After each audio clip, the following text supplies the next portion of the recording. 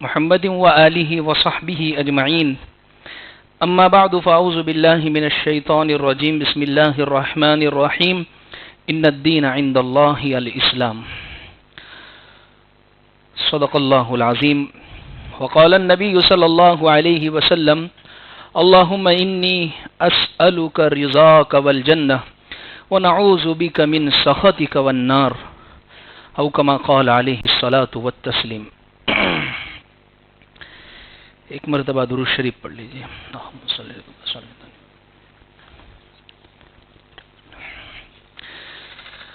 عزیز بزرگوں اور پیارے نوجوانوں، اعتکاف میں بیٹھنے والے ہمارے ساتھیوں، اللہ کا بڑا احسان ہے، اللہ نے رمضان جیسا قیمتی مہینہ عطا فرمایا. رمضان کا اگر دوسرا نام اگر کچھ ہو سکتا ہے، اور رمضان کو اگر دوسرے لفظ میں اگر ہم سمجھیں تو یہ ہوتا ہے کہ بس اللہ مسلمانوں کو بخشنا ہی چاہتے ہیں، الا یہ کہ مسلمان غفلت نہ کرے اس مہینے میں.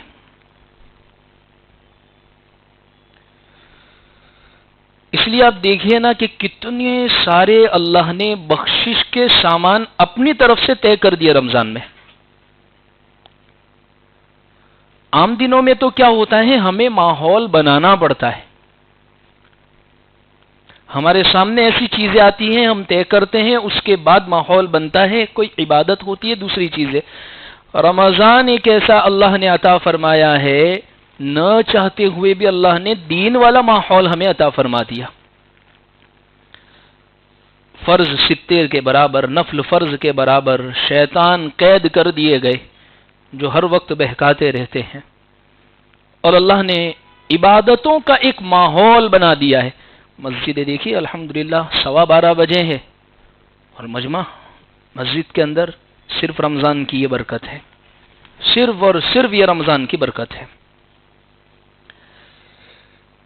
اس لیے عزیز بزرگوں، اللہ تبارک و تعالی نے جتنی بھی عبادتیں ہم سے کروائی ہیں اس رمضان کے اندر، ہم نے نمازیں پڑھی، تراویح پڑھی، ذکر کیا، تسبیح پڑھی، روزے رکھے اور قرآن پڑھا، اور جو جو کام ہم سے ہوئے ہیں،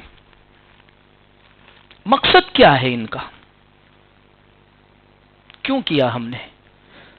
ہم اس پر غور کریں. ان سب چیزوں کے پیچھے مقصد کیا ہے؟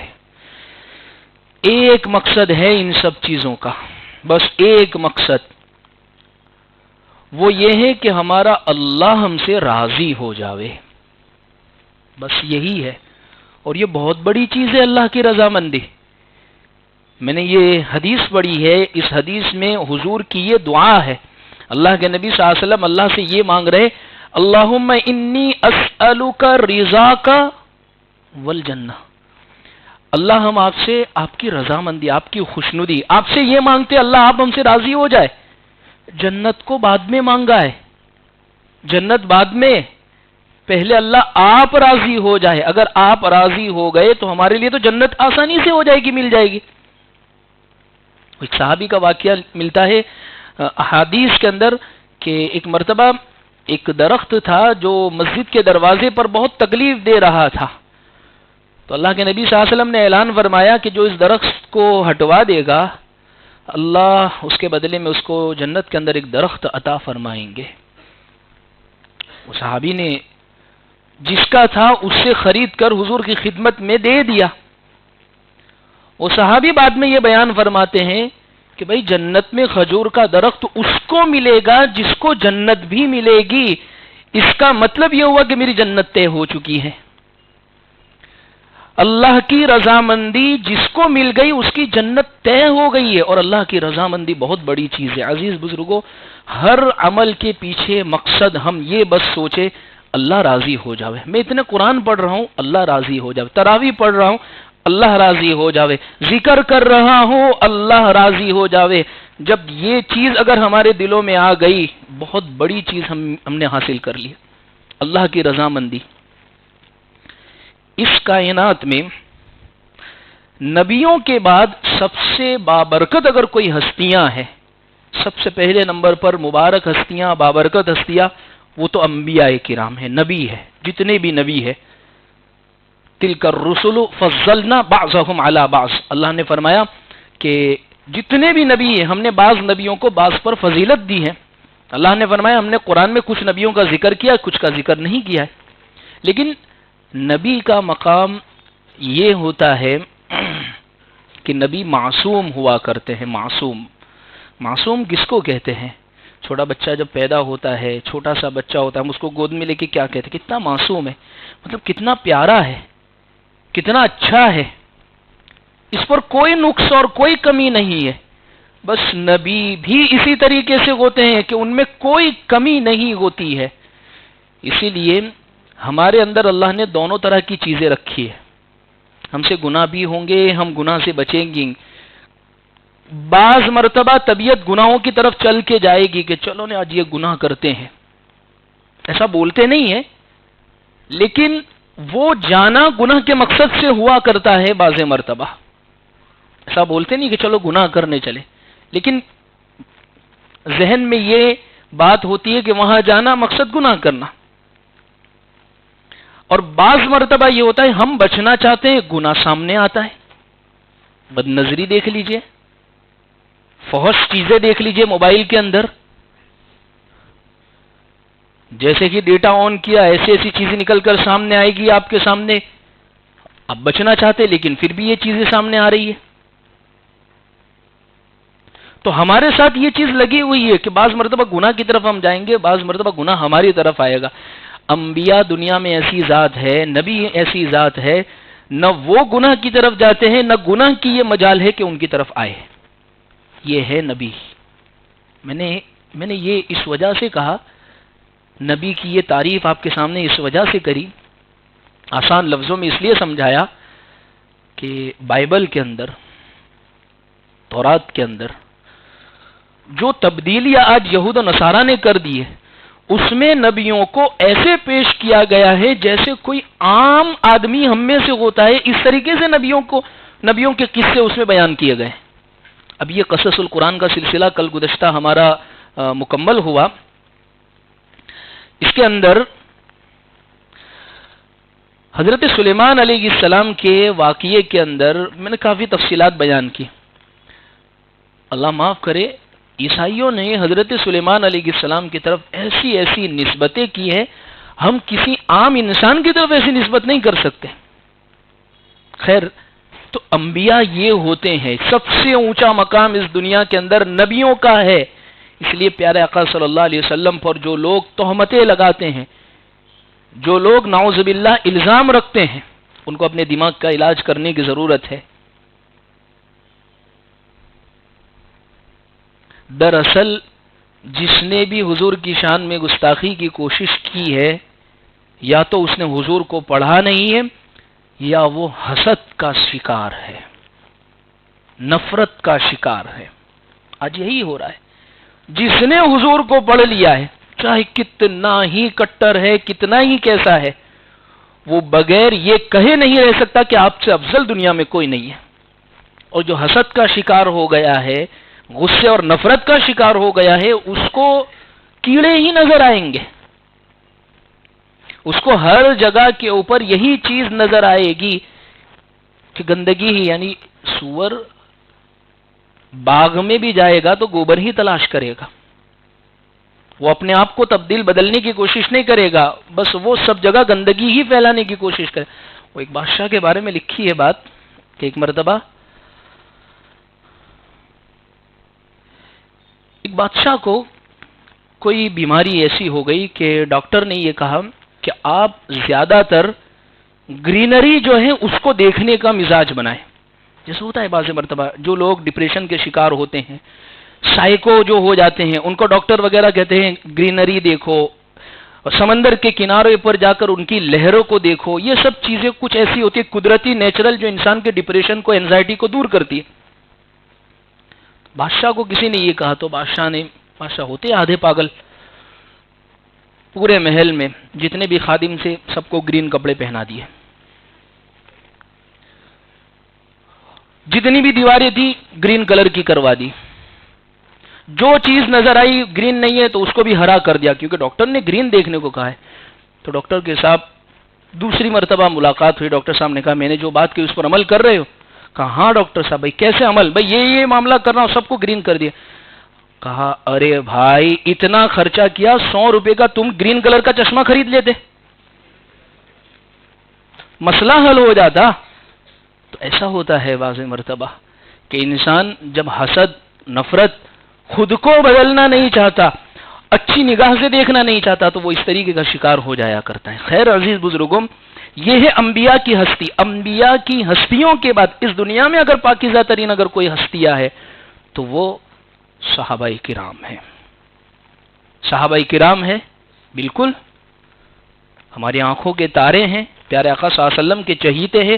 یعنی وہ قربانیاں صحابہ نے پیش کی ہے، وہ قربانیاں صحابہ نے پیش کی ہے.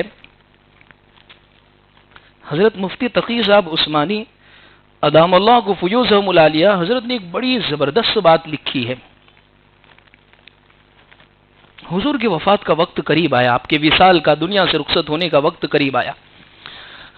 حضرت مفتی تقی صاحب فرماتے ہیں اگر تمام صحابہ کو اس وقت اللہ یہ حکم دیتے کہ او صحابہ تم سب کے سب اپنی جانیں قربانیں پیش کر دو، تم سب کے سب اپنی جانوں کے نذرانے پیش کر دو، اس کے بدلے میں ہم نبی صلی اللہ علیہ وسلم کی زندگی کے کچھ سیکنڈ بڑھا دیں گے.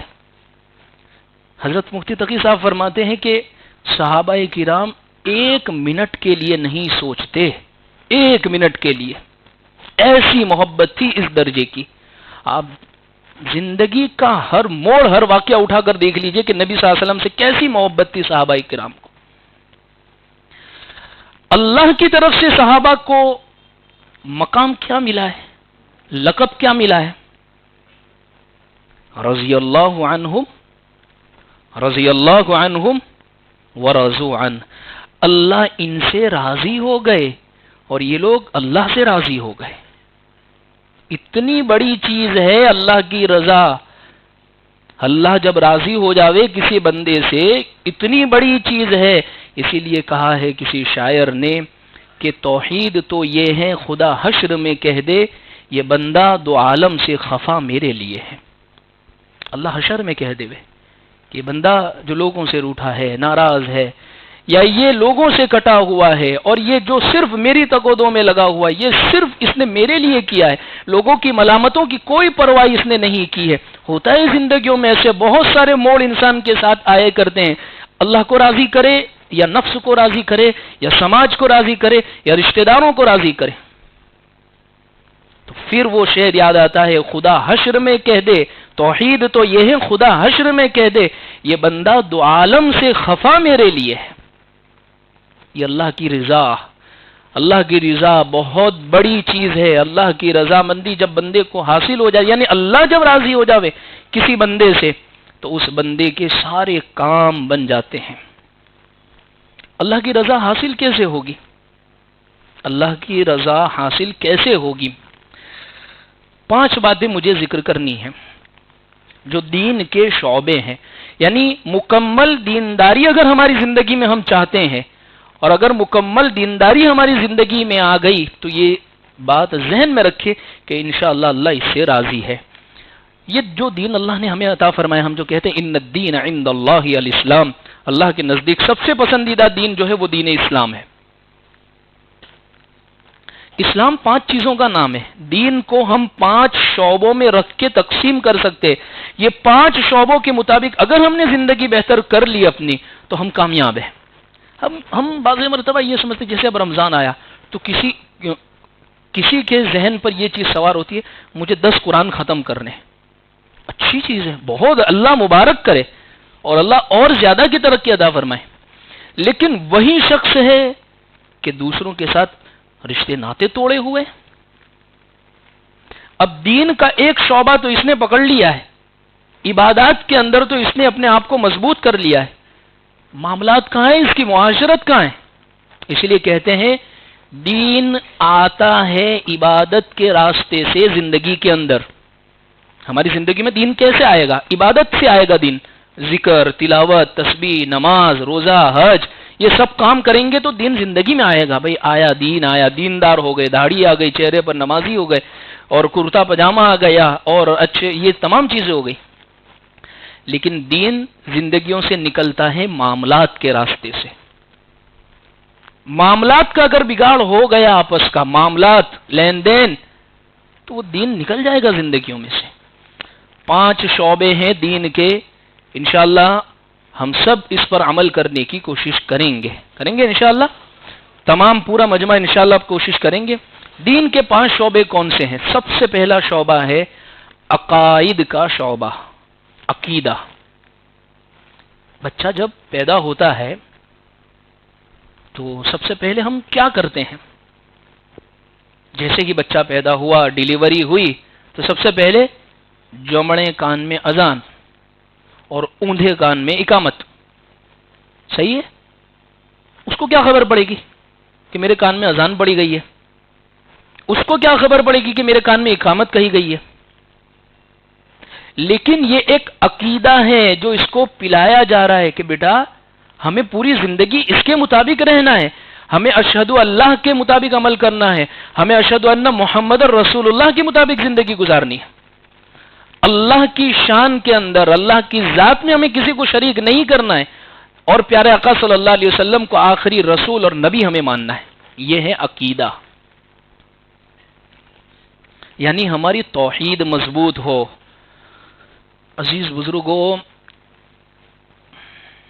آج کل توحید کے معاملے کے اندر بہت افسوس کی بات یہ ہے، امت کے اندر سے غیرت ایمانی کا مطلب توحید کے خلاف اگر عمل ہوا تو جو اندر سے بے چین ہونا ہے وہ امت میں سے ختم ہوتا جا رہا ہے. توحید کے شرک والا عمل ہو گیا، ایسا عمل ہو گیا جو مسلمان کی شان کے مناسب نہیں ہے. وہ غیرت، ورنہ ہوتا یہ تھا.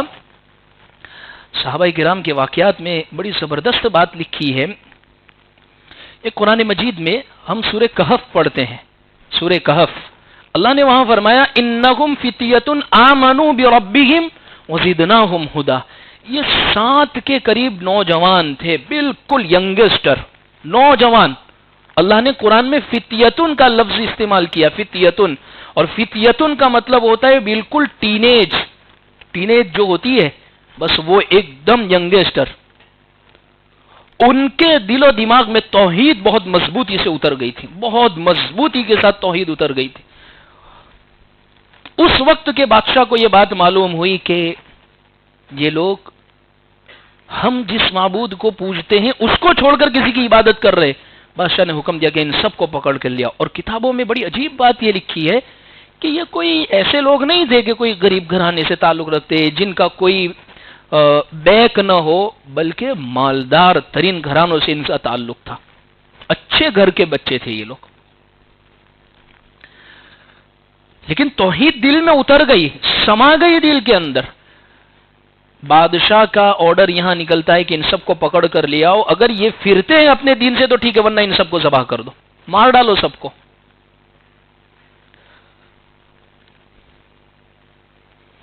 یہ تمام کے تمام نوجوان بھاگ نکلے اور ایک جگہ پر جا کر پناہ لی. اللہ نے فرمایا وَلَبِثُوا فِي كَهْفِهِمْ 300 سِنِينَ وَازْدَادُوا 9. اللہ نے 300 برس تک ان کو سلا دیا غار کے اندر. جب بندہ توحید پر عمل کرتا ہے مکمل طور پر تو اللہ کی مدد پھر ایسے آتی ہے. ایمان اس کی زندگی میں مضبوط ہوتا ہے تو اللہ کی مدد یہ ایسے آتی ہے. ورنہ آج حال ہمارے نوجوان نسلوں کا، خاص طور پر اسکول میں پڑھنے والے، کالج میں پڑھنے والے، اور اس میں بھی خاص طور پر ہماری بچیاں، ان کے ایمان کی فکر کون کرے گا؟ حضرت مولانا سجاد صاحب نعمانی ادام اللہ فیوزہم العالیہ نے بڑی فکر والی بات کہی ہے، بڑی زبردست بات کہی ہے. ایمان پہلے نمبر پر ہے، اسکول، کالج، یونیورسٹی یہ سب بات کے نمبر پر ہے. نہیں پڑھے گی چلے گا، لیکن اگر ایمان مضبوط ہونا چاہیے. پڑھ کر اگر ایمان کا سودا کر دیا ہے تو ایسی پڑھائی کوئی فائدے کی نہیں ہے. اکبر الہ آبادی شاعر گزرے ہیں، بڑے زبردست شاعر تھے، اور اللہ نے وہ ملکہ ان کو عطا فرمایا تھا. حالانکہ ہائی کورٹ کے جج وکیل تھے اکبر الہ آبادی صاحب. تو انہوں نے اس وقت ایک شعر کہا تھا، یوں قتل کے وہ بچوں کے بدنام نہ ہوتا، یوں قتل سے وہ بچوں کے بدنام نہ ہوتا، افسوس کے فرعون کو کالج کی نہ سوجی. کیا کہا ہے اس میں؟ اکبر الہ آبادی کیا کہنا چاہتے ہیں؟ یعنی فرعون نے اتنے بچے نسلیں مروا دی اور وہ بدنام بھی ہوا. اگر ایک کالج کھول لیتا تو بدنام بھی نہ ہوتا اور نسلیں بھی مر جاتی. ساتھ میں کیا ہم نے گھر کے اندر ایمان پہنچانے کا پاور ہاؤس ہماری بچیوں کو دے رکھا ہے؟ ہم کیا اپنی بچیوں کو بتا رہے ہیں کہ بیٹا ایمان کتنی قیمتی چیز ہے؟ آخری مرتبہ کم ہم اپنی بچیوں کو لے کر بیٹھے ہیں کہ بیٹا ایمان کتنی اہم چیز ہے.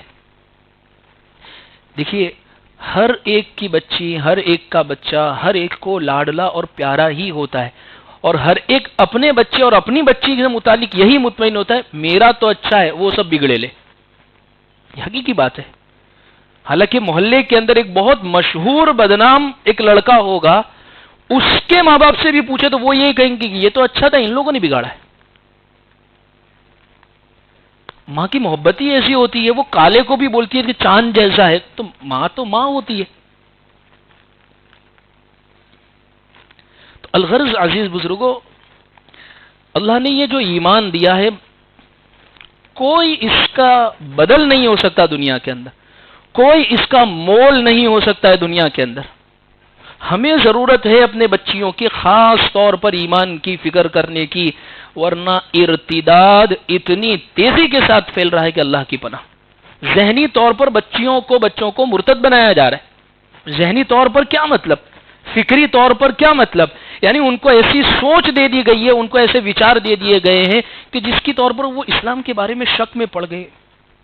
پتہ نہیں، ہمیں نہیں خبر ایسا کیوں ہے پڑھ ہمارے یہاں پر، کوئی جواب نہیں ہے ان کے پاس. ان کا تعلق کسی، اگر وہ لڑکا ہے تو کسی مولانا عالم کے ساتھ اس کا ربط، کہ بیٹا اگر آپ کی یونیورسٹی کالج میں اگر کوئی سوال یا کوئی اسلام کے تعلق، اتنا علم آپ کو ہونا چاہیے کہ آپ جواب دے سکیں، یا اگر جواب نہیں بھی دے سکتے تو کم سے کم اپنے طور پر آپ مطمئن رہے. بیسٹ ہے. ان الدین عند اللہ الاسلام، سب سے بیسٹ ہے. پہلی چیز ہے ایمان. یہ دین کے 5 شعبے میں سب سے پہلی چیز ہے عقیدے کی پختگی.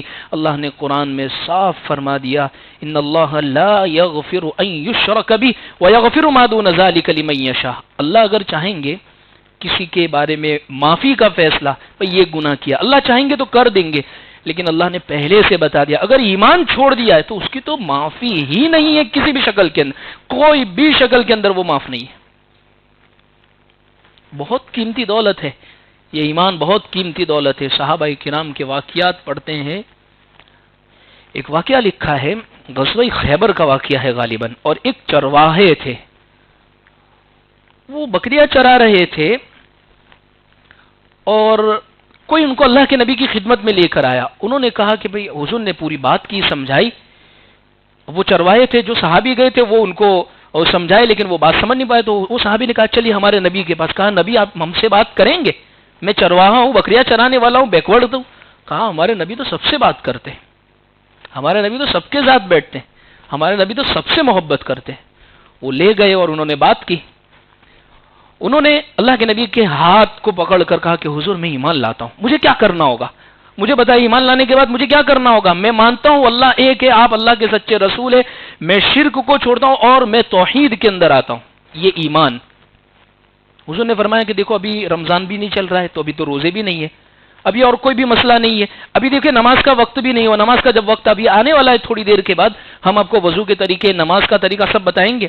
تو یہ اسلام میں داخل ہونے کے بعد یہ کرنا ہوتا ہے. کہا حضور ابھی کرنٹ ریسنٹلی کوئی چل رہا؟ کہا کہ ہاں اللہ کے راستے میں کچھ لوگ گئے ہوئے، آپ ان کے ساتھ چلے جائیں. وہاں پر وہ صحابی گئے اور اسی غزوے کے اندر، غزوہ خیبر کے اندر شہید ہو گئے. اللہ کے نبی صلی اللہ علیہ وسلم نے فرمایا نہ انہوں نے نماز پڑھی، نہ ایک بھی روزہ رکھا، نہ کوئی صدقہ کیا، نہ کوئی بھی کام کیا دین کا، لیکن حضور نے فرمایا کہ یہ جنتی ہے. کیوں؟ ایمان ان کا صحیح سالم ہے. اتنی قیمتی چیز ہے ایمان. اس لیے ہم اپنی نسلوں کی خاص طور پر فکر کریں. جو ایمان کے چور دروازے ہیں کہ یہاں سے ایمان نکل سکتا ہے، وہاں پر ہمیں پہرا بھی کڑک کرنا پڑے گا، فکر کرنی پڑے گی بچیوں کی اور بچوں کی، ان کے ایمان کو مضبوط بنانے کی.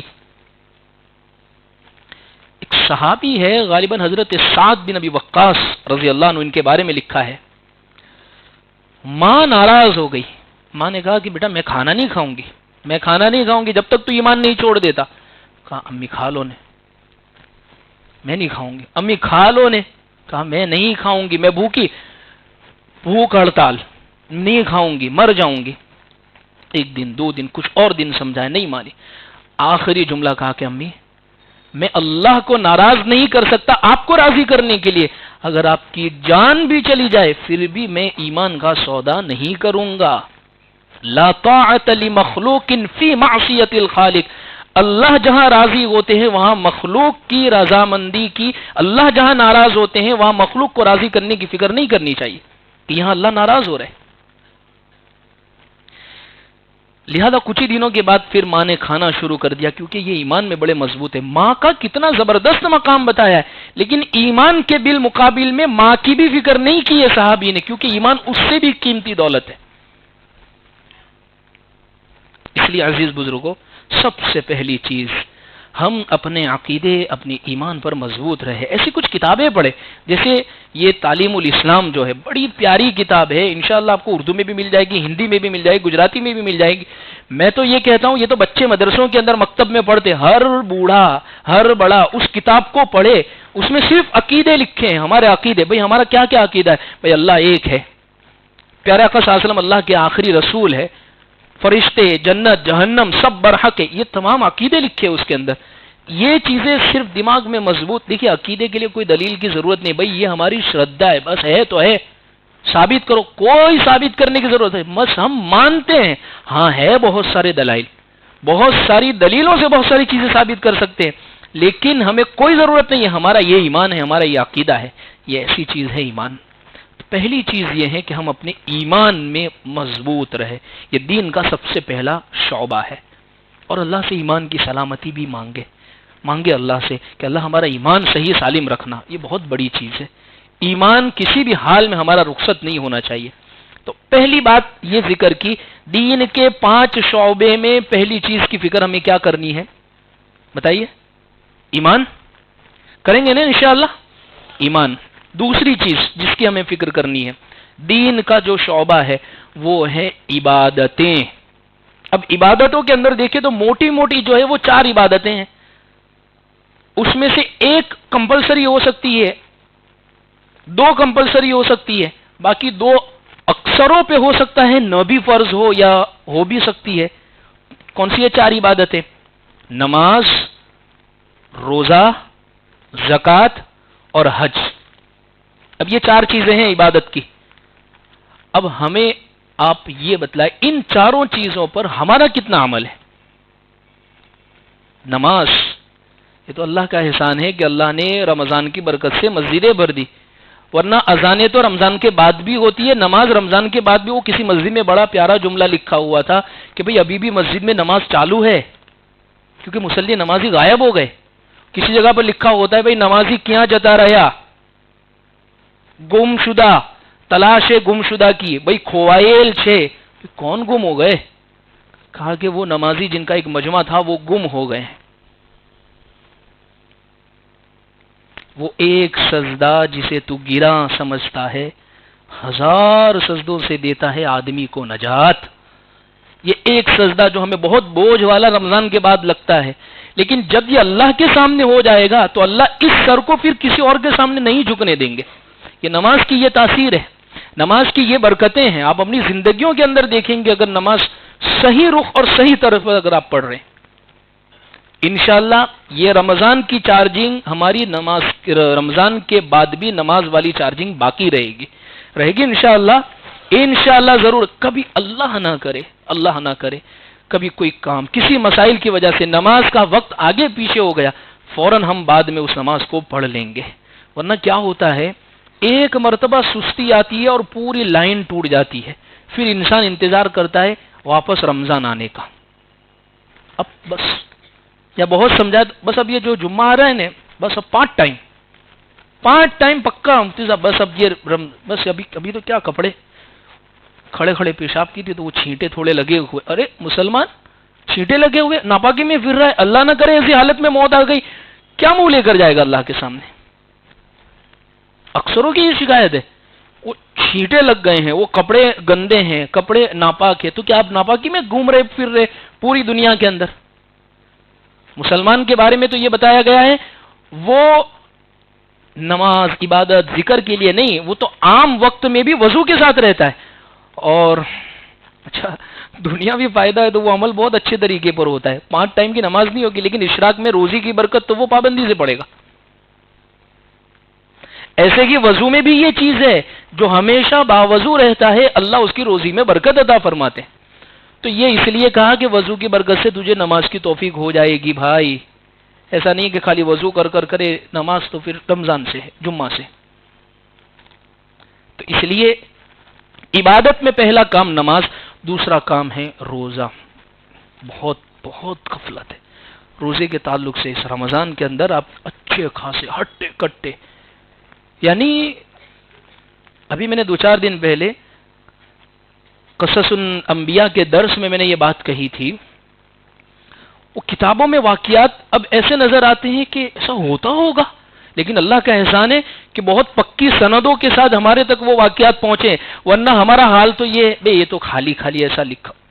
بہت سارے لوگ اس شک شبے میں مبتلا ہو گئے دین کے معاملے. ہمارے استاد حضرت مولانا خالد سیف اللہ صاحب رحمانی ادام اللہ کو فیوز ملالیہ حضرت فرماتے ہیں کہ ہم نے 3 دور دیکھے ہیں لوگوں کے، مسئلہ پوچھنے والوں کے 3 دور دیکھے. پہلا دور وہ تھا کہ کوئی مسئلہ پوچھنے کے لیے آیا، حضرت ایسا ہو گیا ہے، مثال کے طور پر بھئی نماز میں ہنس دیا ہو یا نماز میں ری خارج ہو گئی ہے، تو ہم نے مسئلہ بھئی وضو کر لو نماز پڑھ لو، وہ فوراً چلا جاتا تھا. دوسرا دور وہ ہم نے دیکھا ہے کہ جس کے اندر سامنے والے نے کہا حضرت آپ نے یہ بتایا ہے یہ قرآن حدیث میں؟ ہاں ہے کہ جب تمہاری وضو ٹوٹ جاوے تو یہ کرو، یہ قرآن حدیث میں موجود ہے. یہ دوسرا دور. تیسرا دور بڑا خطرناک ہے. پہلے نے صرف مسئلہ معلوم کیا، جواب ملا، اس پر اطمینان. دوسرے نے دلیل بھی مانگی، اور تیسرا اب یہ پڑھ ایسا ہی کیوں ہے نا، پڑھ کیوں ایسا ہی، یہ تو پھر سوال ہو گیا. اللہ کے حکم کے اوپر، نبی صلی اللہ علیہ وسلم کی تعلیمات کے اوپر یہ تو پھر سوال ہو گیا.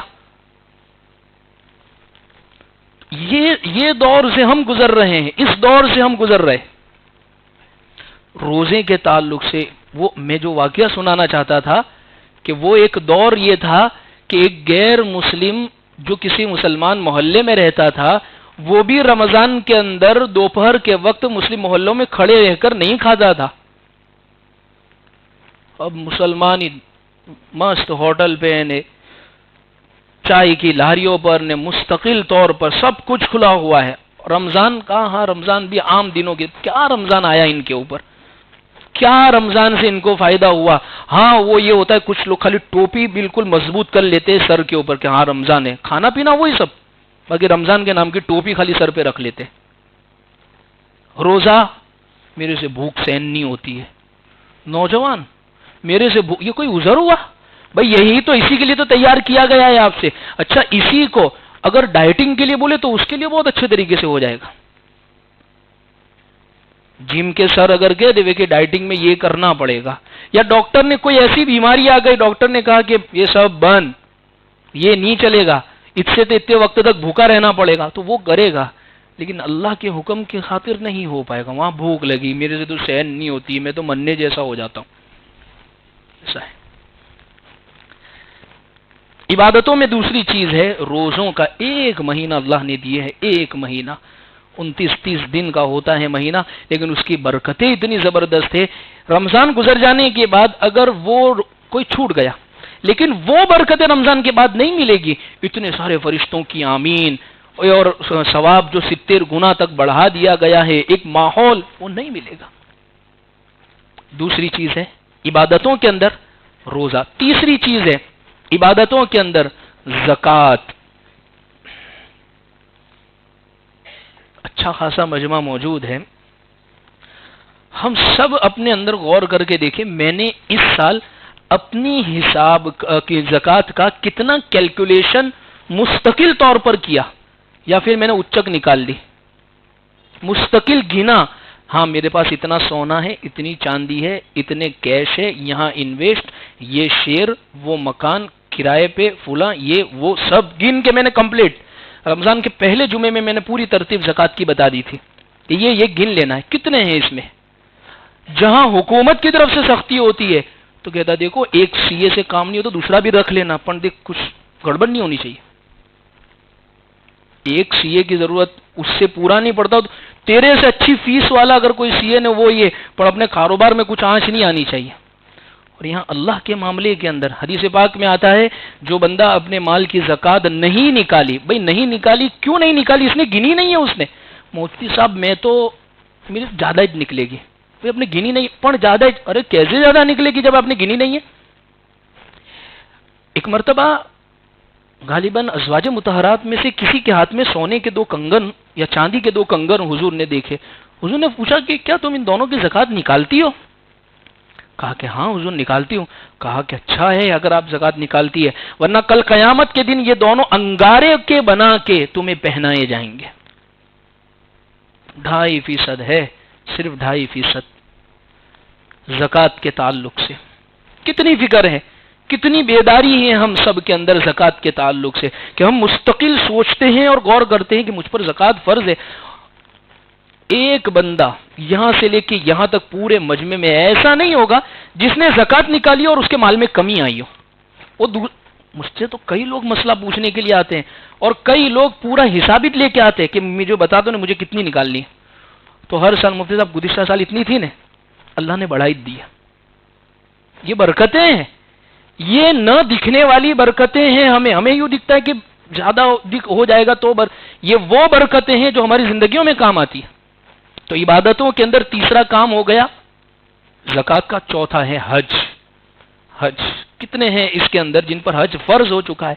وہ صرف اس وجہ سے لیٹ کرتے ہیں مکان بن جاوے نے، چھوکری کی شادی ہو جاوے نے، بس پھر اپنے سب کام سے اپنے نیورے، اب بس خالی اللہ کا گھر ہی دیکھنا ہے۔ اس سے پہلے اگر مر گیا تو حضور فرماتے ہیں کہ تو یہودی ہو کے مر، عیسائی ہو کے مر، مجھے کوئی پرواہ نہیں ہے، تجھ پر حج فرض تھا، تو نے کیوں نہیں پڑھا؟ ایک عجیب حدیث ہے، کسی کام کی وجہ سے کسی نے حج کو مؤخر کیا، یہ کام پچ جانے پھر حج کروں گا، حاجی حج کر کے آ جائیں گے وہاں تک اس کا وہ کام نہیں ہوگا۔ اور یہ آپ بات تجربے میں لا کر دیکھ لینا آپ تجربے میں لا کر، حج فرض ہو گیا، بھائی ہاں میرے اوپر حج فرض ہے، بھائی کتنا مال، اتنا مال، اتنے ٹکٹ کے ہو سکتے ہیں، اتنے ہو سکتے ہیں، گھر پہ اتنا خرچہ دے کے میں جا سکتا ہوں، ہاں حج کے لیے پورا انتظام ہو گیا ہے۔ لیکن ابھی کیا ہے، چھوکری کی شادی ہے نا، اس کی تھوڑی سگوڑ نے، اس کا ڈائی جان ہے، وہ کرنے کا ہے، آنا نے، وہ بعد میں آوتے برس رکھتے ہیں، وہ آتے سال تک نہ اس کی شادی ہوتی ہے، حاجی بھی آ جاتے ہیں وہاں تک۔ کہا کہ کیا ہوا؟ وہ کچھ اڑچن کچھ نہیں آئی ہے، یہ تو نے حج نہیں کیا، اس کی بھی برکتی ہے۔ اس کی بیداری لانے کی ضرورت ہے ہمیں اپنے، یہ فرض ہے۔ اللہ تو قرآن میں فرماتے ہیں کہ الحج اشہر معلومات، چند گنے چنے دنوں میں حج فرض ہے، جس پر فرض ہو جائے وہ فوراً حج پڑھے۔ ایک قدم حاجی اٹھاتا ہے 7 لاکھ اللہ حرم کی نیکیاں عطا فرماتے ہیں، 7 لاکھ حرم کی نیکیاں حاجی کو یہ ملتا ہے۔ تو یہ دین کے شعبوں میں دوسرے نمبر کا شعبہ ہے عبادت والا، جس میں نے 4 چیز آپ کے سامنے ذکر کی ہے، ان چاروں پہ انشاءاللہ ہمارا عمل ہوگا۔ نماز، روزہ، زکوٰۃ، حج، یہ 4 چیزیں ہیں انشاءاللہ۔ پہلا شعبہ ہو گیا ایمانیات کا، دوسرا شعبہ ہو گیا ہے عبادت کا، تیسرا شعبہ ہے تھوڑا اچھے خاصے حاجی، نمازی، داڑھی ٹوپی، حاجی صاحب، صوفی صاحب پھسل جاتے ہیں اس میں آ کے، وہ اس کو دین سمجھا ہی نہیں ہے۔ کون سا ہے تیسرا شعبہ؟ معاملات، آپس کے لین دین، کاروبار، بزنس، قرضہ، پارٹنرشپ، ایک دوسرے کے ساتھ جو لین دین کرتے ہیں، یہ معاملات والا دین ہے۔ معاملات بہت صفائی ستھرائی کے ساتھ کرنی چاہیے۔ کسی کے بھی ساتھ معاملہ کرو تو ایک اصول یاد رکھنا، تعاشروا کالاخوان وَتَعَامَلُوا كَالْأَجَانِبِ، رہو نے آپس میں، دو پارٹنر ہے، دو دوست ہے تو سگے بھائیوں کی طرح رہو، یہ اصول ہے، رہو سگے بھائیوں کی طرح. وَتَعَامَلُوا كَالْأَجَانِبِ، لیکن جب معاملات کرو تو اجنبی کی طرح کرو، بھائی تو کن میں کن، جو بھی ہوگا پیپر پہ ہوگا. یہ بہت کام، ورنہ کیا ہوتا ہے سب پتنے کے بعد پھر مفتی صاحب کا نمبر آتا ہے، دیکھو نے ہم یہ لڑے ہیں تو ہم کیسے نکلے. یہ حقیقت بات بیان کر رہا ہوں، معاملات میں یہی ہوتا ہے. دو پارٹنر، ارے بس آپ کو اللہ نے ہنر دیا، دیکھ میرے پاس پیسہ پڑا ہے، اپنے کرتے ہیں، پھر کچھ دن گزرتے ہیں، اس کو کم پڑتے ہیں پیسے، اور وہ سمجھتا ہے میں زیادہ دے رہا ہوں، نفع اس کو میں زیادہ دے رہا ہوں. پھر بولتا برابر تو دیتا ہوں. کہا کہ تو اتنا کماتا ہے، میرے کو اتنا کم دیتا ہے. پھر لڑے، کہا کہ نہیں اپنے چھوٹے ہی ہونا. تو پھر وہ سب گنتا ہے کہ دیکھ وہ بھی میں لایا تھا نہیں تو وہ بھی، تو وہ جہاں کھڑا ہوتا ہے جتنے پیسے وہ اتنے بھی کوئی نفع نہیں بلکہ مائنس میں چلے جاتا ہے. یا ایھا الذین آمنوا اذا تداینتم بدین الی اجل مسمى فاکتبوہ. مدرسوں کے اندر کچھ اکھاڑے پوچھتے، جیسے ہوتے ہیں نا اردو کے، یہ اپنی اسکولوں کے اندر اکھاڑے پوچھے جاتے، بتاؤ ایسا کیا ہے کہ جس کے 3 چمچے ہیں، 1 کٹورا ہے تو بتا دے پنکھا. تو مدرسوں میں بھی ایسے اکھاڑے، اسلامک اکھاڑے. کیسے اسلامک اکھاڑے؟ قرآن کی سب سے بڑی آیت کون سی ہے؟ سب سے لمبی آیت، سب سے لمبی آیت، تقریباً 1 پیج کی وہ آیت ہے، تیسرے پارے کے 7ویں رکوع کی یہ آیت ہے. سورہ بقرہ کا 39واں رکوع، سورہ بقرہ کا 40 رکوع کیا نا سورہ بقرہ، اس کا 39واں رکوع. یہ قرآن کی سب سے لمبی آیت ہے. یعنی تعجب ہوگا، اللہ نے پوری آیت ایک ساتھ بیان کی ہے. بھئی معاملات کرو تو ایک ہی بیٹھک میں پورا کرو، یہ نہیں کہ بعد میں چاپ پی کے آتے نا پھر وہ نوی مجلس میں پھر نوی بات، ورنہ وہ یہ سمجھتا کہ وہ تو ہو گیا تھا نا فکس، وہ ہوتا ہے نہیں کہاں ہوا تھا ابھی تو فکس، تو نے تو اتنا بتایا ہی نہیں تھا، پھر لڑائی. تو معاملہ ہر چیز کے معاملات بالکل صاف اور کلیئر کر کے، سگے بھائیوں کے ساتھ بھی اگر معاملہ کرنا ہے تو بالکل اجنبی کی طرح. اس لیے معاملات کرنے سے پہلے اگر ہم نے لکھ لیا ہے، معاملات کرنے سے پہلے لکھ لیا ہے تو بعد کی لڑائیوں کے اندر ہم محفوظ رہیں گے، بعد میں لڑائی نہیں ہوگی. اردو زبان میں ایک جملہ کہا جاتا ہے، مدرسوں کے اندر ایک کتاب پڑھائی جاتی ہے اردو کی، پہلی دوسری تیسری چوتھی، اس میں ہے ایک جملہ، پہلے لکھ پیچھے دے، بھول پڑے کاغذ سے لے. پہلے لکھ لے اس کے بعد دینا ہے، بھول پڑے تو پھر کاغذ نکالو اور سب اس میں سے کرنا ہے جو بھی ہے. یہ اللہ قرآن میں بتاتے ہیں، یا ایھا الذین آمنوا اذا تداینتم، اے ایمان والو جب تم آپس میں معاملات کرو اس کو لکھ کر کرو، 2 گواہوں کی موجودگی میں کرو. یہ معاملات کا دین اللہ کے نبی نے ہمیں سکھایا. لیکن ہوتا یہ ہے کہ اچھے خاصے لوگ معاملات کے اعتبار سے ٹوپی اتنی مضبوط پہنتے ہیں لیکن دوسروں کو ٹوپیاں پہناتے ہیں. یہ معاملات کا دین ہے.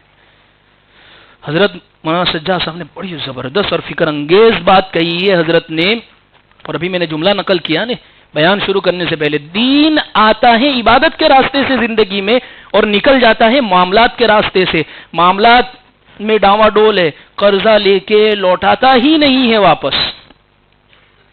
اس لیے بعض ہمارے اکابرین نے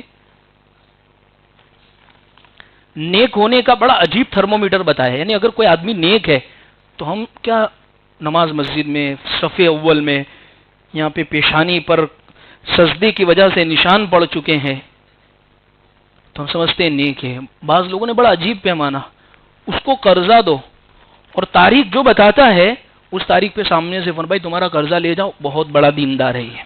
یہ دیندار ہے حقیقت میں، یہ صحیح میں دیندار ہے. دوسرے نمبر پر آپ نے فون نہیں کیا، اس کا فون نہیں آیا، لیکن آپ نے جب فون کیا تو کہا کہ ہاں ریڈی ہے پیمنٹ، آ کر لے جاؤ. یہ بھی ٹھیک ہے، یہ بھی دیندار ہے. لیکن اگر دینے کا وقت آیا اور اس موقع کے اوپر اگر آپ کو آگے پیچھے کر رہا ہے، کتنی بھی موٹی چپل آپ کی باریک ہو گئی ہے، گھس گھس کے دھکے کھا کے ہوتے نا. بعض لوگ کہتے ہیں کہ کتنے راؤنڈ کھلا دی، اب تو چپل خریدی تھی جو ٹائم پہ پیسے دیے تھے اب وہ بھی چلی گئی، دوسری آ گئی ہے نوی. یہ دیندار نہیں ہے. چاہے جبہ کبا نمازی نظر آ رہا ہے، عبادت والا دین ہے، یہ عابد ہے، لیکن پورا دیندار نہیں ہے. نہیں ہے. اس لیے میں ایک جملہ یہاں رک کر کہوں گا. بہت دکھ ہوتا ہے مجھے یہ جب میں جملہ سنتا ہوں اور بعض لوگ بہت دھڑلے سے بول دیتے ہیں یہ جملہ, کوئی فکر نہیں ہے ان کو. یعنی وہ کس پر الزام لگا رہے ہیں؟ داڑھی ٹوپی رکھ کے یہ ایسا کرتا ہے. ارے داڑھی ٹوپی کو آپ تانا کا لفظ بتا رہے, اس کی جیسے کہتے ہیں نا کہ مسجد میں ایک چور آیا, کہا کہ مسجد میں چور رہتا ہے. تو بھائی مسجد میں چور نہیں رہتا, ایک چور ہے جو مسجد کے اندر مسجد کی شکل بنا کے آ گیا, وہ مسجد کا نہیں ہے. ایسے ہی ایک شخص کے اندر دینداری آئی ہے لیکن وہ مکمل دینداری نہیں آئی ہے, اس کے اندر معاملات والا دین کہاں ہے؟ کہاں ہے اس کی زندگی میں معاملات والا دین؟ کتنے بیٹھے ہیں جنہوں نے بہنوں کو وراثت میں حصہ دیا ہے؟ بہنوں کو وراثت میں, مجھے تو بہت تعجب, ایسی گلیل آتے ہیں کہ میں بھی سوچ میں پڑ جاتا ہوں کہ ان کے پاس یہ مسئلہ آیا کیسے ان کے دماغ میں. یعنی بہن کو نہیں دینے کے بارے میں, بہن کو نہیں دینے کے بارے میں ایسا. پڑھو مفتی صاحب وہ تو دو آنی ہوتا ہے نا. اور کون سی کتاب میں دو آنی؟ اچھا وہ یہ بھی نہیں بہنوں کو دینا ہے, آپ بتا دیجئے پہلے سے یہی ہوتا ہے نا. اگر مفتی صاحب تھوڑی سستی میں بیٹھے ہیں کہ آج تھوڑی نیند نہیں آئی ہے اور ان کا ہاں میں جواب دے دے تو وہ تو بالکل جلدی سے ہاں مفتی صاحب سے پوچھا ہے. یہ معاملات والا دین, یہ ہمارا معاملات والا دین ہے. حضرت مفتی تقی صاحب نے ابھی ایک مستقل رمضان سے پہلے مستقل 4-5 عنوان بیان کیے. اس میں ایک عنوان یہ تھا اپنے اعمال کی فکر کرو, اور اس کے اندر نیچے یہ تھا حرام کھانے سے اپنے آپ کو بچاؤ. اس کی بہت ساری شکلیں حضرت نے بیان کی, اس میں سے ایک شکل یہ بھی ہے اپنے بہنوں کا وراثت میں حق مت مارو. حق مت مارو اپنے بہنوں کا وراثت میں, جتنا جس کا جو حق بنتا ہے. کیوں بھائی کا کوئی حق نہیں کھاتا ہے؟ کیونکہ خبر ہے کہ یہاں تو فائٹ پوری ہوگی, اور اس کو تو یہ اب اس نے سوال بھی کر لیا تو رمضان سے اس کے یہاں روٹی بھیجنا بند, روزہ کھلانا بند. اس نے مانگا کیسے؟ ہر عیدی پہ اس کو کپڑے نہیں پہنچا دیتے اپنے. بھائی آپ نے احسان کیا ہے, آپ نہیں دے رہے, ان کے والد کی وجہ سے وہ مانگا جا رہا ہے. اس لیے عزیز یہ ہے معاملات والا دین. معاملات میں جو جتنا صاف جتنا کلیئر ہوگا وہ اتنا مضبوط دیندار ہوگا. اسی لیے تو میں کہہ رہا ہوں دین آتا ہے عبادت کے راستے سے, معاملات کے راستے سے نکل جاتا ہے. معاملات آپ نے خراب کر دیے اپنے, تو اس کی وجہ سے دین کے اعتبار سے آپ ختم ہو چکے ہیں. اللہ کے نبی کے معاملات دیکھیں کیسا زبردست معاملہ. کسی سے ایک وعدہ کر لیا, اس جگہ پر کھڑے رہے. ایک قرضے کی نوبت آ گئی, مستقل آپ نے گواہ رکھے اور اس کو ان کے وقت پر ادا کیا ہے. کیونکہ معاملات تو ایک ایسی چیز ہے کہ جس میں آپ ڈائریکٹ بندے سے معاملہ کر رہے ہیں, اللہ سے نہیں. عبادت میں تو چلے اللہ سے ہیں, اللہ چاہیں گے تو معاف کر دیں گے. معاملات تو خانہ کعبہ کا غلاف پکڑ لے وے پھر بھی معاف نہیں ہوں گے جب تک جس کے ساتھ معاملہ ہے جب تک وہ نہ معاف کرے. کل قیامت کے دن حدیث پاک میں آتا ہے بہت سارے لوگ آئیں گے اعمال کے بالکل ڈھیر اور ذخیرے لے کر کے, اپنے تو پاس کامیاب اتنا سارا اپنے تو اللہ کے راستے میں لٹا کر آئے, لیکن ہر ایک آئے گا اس کا حق کھایا, اس کا یہ کھایا, اس کی زمین بہنوں کا حق, تو اس کے نیک کام ان کو دے دیے جائیں گے. وہاں کی کرنسی یہی ہے. یہاں کی کرنسی میں اگر روپے میں نہیں دیا ہے تو وہاں اعمال میں دینا پڑے گا, اور پھر وہ ہوتے ہوتے ہوتے بالکل اس کے اعمال ختم. اس لیے حضور نے فرمایا جانتے ہو میری امت کا مفلس کنگال کون ہے؟ وہ شخص ہے کہ جو کل قیامت کے دن اعمال تو بہت سارے ڈھیر سارے لے کر آئے لیکن کسی کا حق مارا ہو, کسی کو ستایا ہو, کسی کو گالی دی ہو, اس کے حق ختم کر دیا, اس کے معاملات میں سے نکال کر ان لوگوں کو دے دیا جائے. اس لیے عزیز معاملات کے اعتبار سے بہت مضبوط بہت پختہ رہو. جس سے جو وعدہ کر لیا ہے اس وعدے پر مکمل طور پر جم جاؤ. بعض لوگ وعدہ کرتے ہی ہیں اور نیت دل میں ہوتی ہے کہ ابھی اس کو ٹوپی پہنا کے روانہ کرو, اسی نیت سے وعدہ کرتے. حالانکہ دیکھیے ایک مسئلہ لکھا ہے, آپ نے کسی سے وعدہ کر لیا اور آپ کی نیت مکمل ہے دل میں دینے کی اور مکمل اپنے معاملات کو پورا کرنا ہے مکمل طور پر. اللہ نہ کرے آپ کی کوئی کمی نہیں ہے لیکن کوئی ایسا حادثہ پیش آ گیا تو اس میں انشاءاللہ آپ کی پکڑ نہیں ہوگی, کیونکہ آپ کے دل میں یہ نہیں ہے کہ مجھے جی چرانا ہے. آپ نے کوشش پوری کی ہے لیکن وعدہ کرتے وقت ہی آپ کے ذہن میں یہ تھا کہ ابھی کسی بھی طریقے سے بات بنا کے اس کو روانہ کرو, اس پر آپ کی بہت سخت پکڑ ہے. اس لیے اللہ نے قرآن میں فرمایا یا ایھا الذین آمنوا اوفوا بالعقود، اے ایمان والو جب کوئی عہد وعدہ پیمانہ لے لو مضبوط کر لو، اس پر جم جاؤ۔ معاملات میں بہت ساری چیزیں آتی ہیں، بہت سارے مسائل آتے ہیں، جتنے بھی کاروباری مسائل ہیں وہ سب معاملات کے انڈر میں آتے ہیں۔ تجارت کے جو مسائل ہیں وہ سب معاملات کے اندر میں آتے ہیں۔ ہم اپنے معاملات کے دین کو سیکھیں، یہ مستقل ایک دین ہے۔ ہم نماز روزوں کے مسائل پوچھتے ہیں، حج کے مسائل پوچھتے ہیں، تو یہ معاملات کے مستقل مسائل پوچھنے کی ضرورت ہے کہ بھئی یہ میں نے کھوٹا تو نہیں کر دیا ہے، غلط تو نہیں ہو گیا ہے مجھ سے۔ 3 شعبے میں نے ذکر کر دیے دین کے، نمبر 1 عقائد، نمبر 2 عبادت، نمبر 3 معاملات۔ چوتھا شعبہ ہے دین کا معاشرت۔ معاشرت میں وہ مسائل آتے ہیں جو ہماری سماجک زندگی میں رہن سہن کے مسائل ہے، جو ہم لوگوں کے ساتھ جو رہن سہن ہے، جتنے بھی ہمارے ہیں لوگوں کے ساتھ جو ہمارا واسطہ پڑتا ہے کہ ان کے ساتھ کیسے رہنا ہے، کیا چیز کرنی ہے، جس میں گھر میں داخل ہونے کا ادب ہے، بات کرنے کا ادب ہے، پردے کے اس کے اندر مسائل ہے، یہ سب معاشرت کے ماتحت میں آتے ہیں۔ بعض لوگوں معاشرت کے مسائل ہی نہیں سیکھے، کسی کے گھر کسی کے دروازے پر جاتے سیدھا دروازے کے سامنے کھڑے ہو کے بھائی ہے، سیدھا دروازے کے اندر گھس کے۔ حضور نے فرمایا ایسا شخص جو گھروں میں جھانکتا ہے میرا دل چاہتا ہے کہ اس کی آنکھیں لوہے کے کنگے سے میں پھوڑ دوں۔ یہ معاشرت کا دین ہے۔ 18ویں پارے کے اندر مستقل سورہ نور کے اندر معاشرت ہمیں سمجھائی گئی ہے، رہنا کیسے ہیں سماج میں۔ ایک اصول ذہن میں رکھے معاشرت کے لیے، المسلم من سلم المسلمون من لسانہ ویدہ، یہ ہے معاشرت۔ ہماری ذات سے کسی دوسرے مسلمانوں کو نہ زبان سے تکلیف پہنچے نہ ہمارے ہاتھ سے تکلیف پہنچے، تو یہ ہے معاشرت ہمیں آ گئی۔ صبح اگر عورت جلدی اٹھ گئی ہے تو وہ کچرا وال کے سیدھے بازو والے کے دروازے پہ، یہ معاشرت کا دین ہے۔ ہم اپنا کچرا سمیٹ کر اپنے ڈبے میں کیوں نہیں ڈالتے؟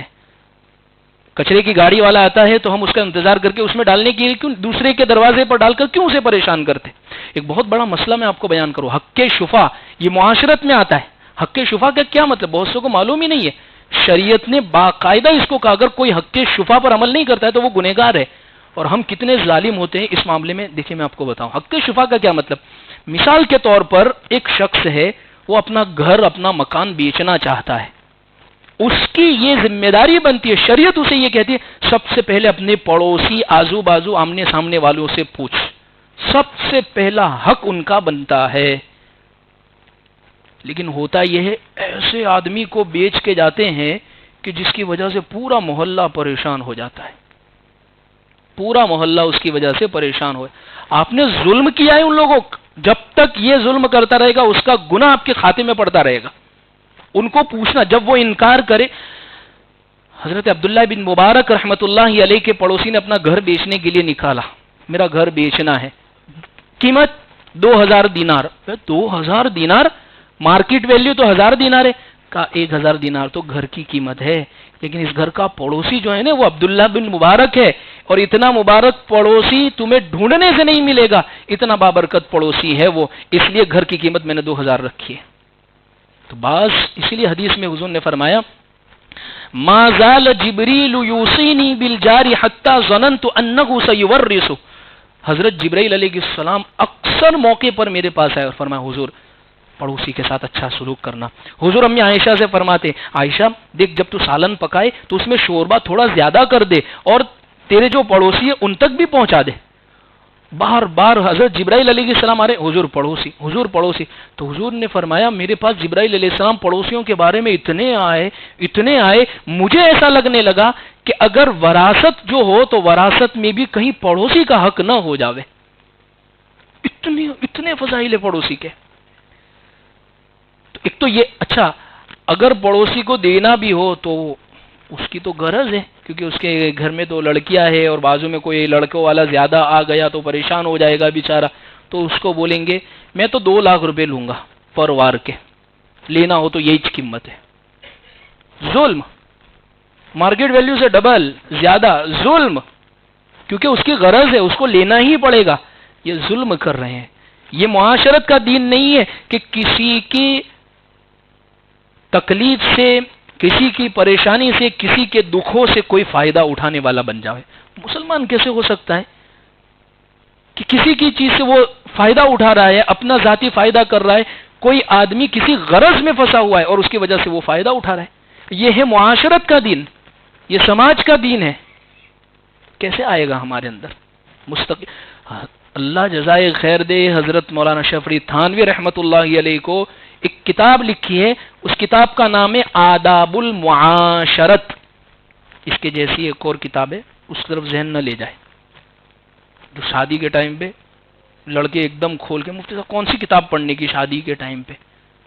دعا یاد کرے گا نہیں، دعا یاد نہیں کرے گا. طریقہ کیسے ہونا چاہیے؟ دعا وہ تو نہیں یاد کری. پوری زندگی پڑھنی ہے دو دعا تو تجھے، دو دعا تو پوری زندگی پڑھنی ہے. چلو ایک دعا تو پیشانی کے بال پکڑ کے آج پڑھ لے گا تو پوری ہو جائے گی، لیکن دو دعا تو پوری زندگی. پھر ایسے اگر اولاد ہوگی تو کیسی نافرمان ہوگی اللہ کے نام کے بغیر. تو حضرت نے وہ کتاب لکھی آداب، اس میں صرف یہی بتایا ہے سماج میں ہمیں رہنا کیسے ہے. اچھا ایک بڑا عجیب ادب کہ اگر کوئی آپ کے گھر مہمان آیا ہے تو حضرت نے فرمایا سب سے پہلے اس کو آپ کے گھر کا ٹوائلٹ بتاؤ. وہ چاہے نہیں پوچھتا ہے، اس کو فوراً بتاؤ کہ بھئی اس جگہ پر ٹوائلٹ، یہاں سے چپل پہن لیجئے، اور اس جگہ پر یہاں ہاتھ وغیرہ آپ دھو لیے. کیوں ایسا؟ بھئی وہ باہر سے آیا، اجنبی ہے، وہ ایک دم سے ٹوائلٹ کا کیسے کہہ سکتا ہے؟ شرم آ سکتی ہے. لیکن مہمان کی یہ جوابداری اور ذمہ داری بنتی ہے کہ اس کو اس کا پتہ بتا دے. یہ ہے معاشرت، یہ ہے سماج والا دین. سماج والے دین کے اندر بہت ساری ایسی چیزیں جیسے یہ شادی بیاہ جتنی بھی ہیں ہماری، سماج والے دین میں آتی ہیں ہمارے.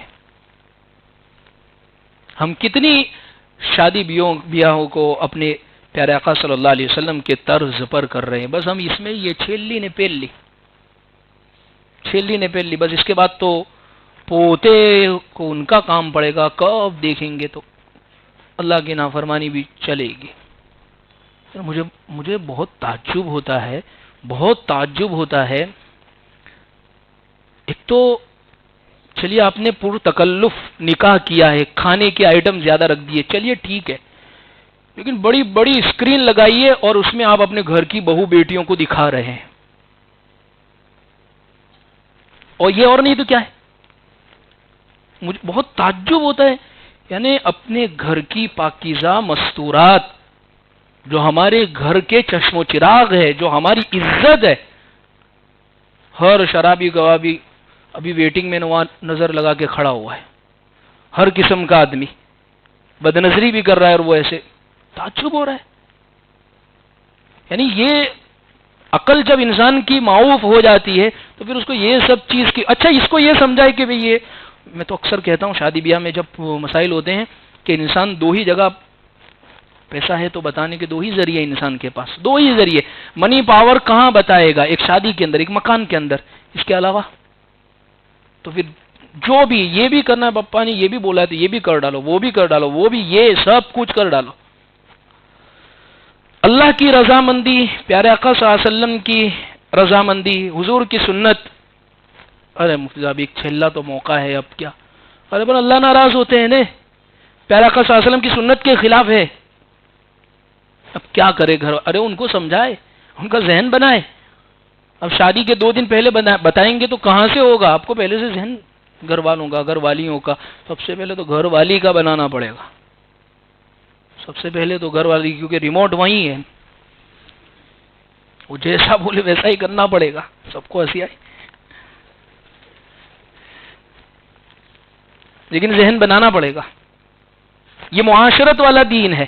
اگر یہ دین ہماری زندگیوں میں آیا تو انشاءاللہ دیکھیں گے سکون. اچھا معاشرت میں یہ بھی آتا ہے کہ ہم اپنے ماں باپ کے ساتھ حسن سلوک کیسے کریں، ہم اپنے گھر کے لوگوں کے ساتھ کتنے اچھے طریقے پر رہ رہے، خاص طور پر اس میں بیوی شوہر کے ساتھ اور شوہر بیوی کے ساتھ کیسا ہم زندگی گزار رہے ہیں، کیسا ہمارا کنیکشن ہے، کیسا ہمارا تعلق ہے، کس طریقے پر ہم ان کے ساتھ دینداری کے حساب سے زندگی گزار رہے ہیں. بہت سارے شوہر بیویوں سے پریشان، بہت ساری بیویاں ہیں شوہروں سے پریشان ہیں. وجہ بد اخلاقی، وجہ موڑے آنا، وجہ اس کا ٹانگڑا تو ٹکتا ہی نہیں ہے سسرال میں، ماں کی یہاں ہی رہتی ہے. وہ ماں باپ کو بھی چاہیے، وہ ماں باپ کو بھی، جیسا ہوتا ہے نا اکثر، اس کی طبیعت تو بہت خراب رہتی ہے، اس کا وہاں جی، ارے آپا آپ نے بھی جی لگانے کہاں دیا ہے وہاں. وہ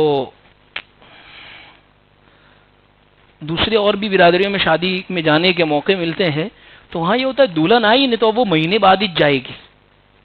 تو یہاں کم سے کم مکس اپ تو ہو جاوے، ان کو سمجھ تو لے وے تو ہی تو دل لگے گا، ورنہ تو پھر وہ میکے کی یاد ہی آ کرے گی، کیونکہ وہ مستقل جانا آنا آنا جانا، اور پھر ادھر کی بات ادھر پاس. اب یہاں جیسا ہوا ہے اس سے 2 گنا بیان کیا ہے، پھر یہاں سے 3 گنا سبق مل رہا ہے، تو گھر خراب ہوگا، پھر گھر خراب ہوگا. اس میں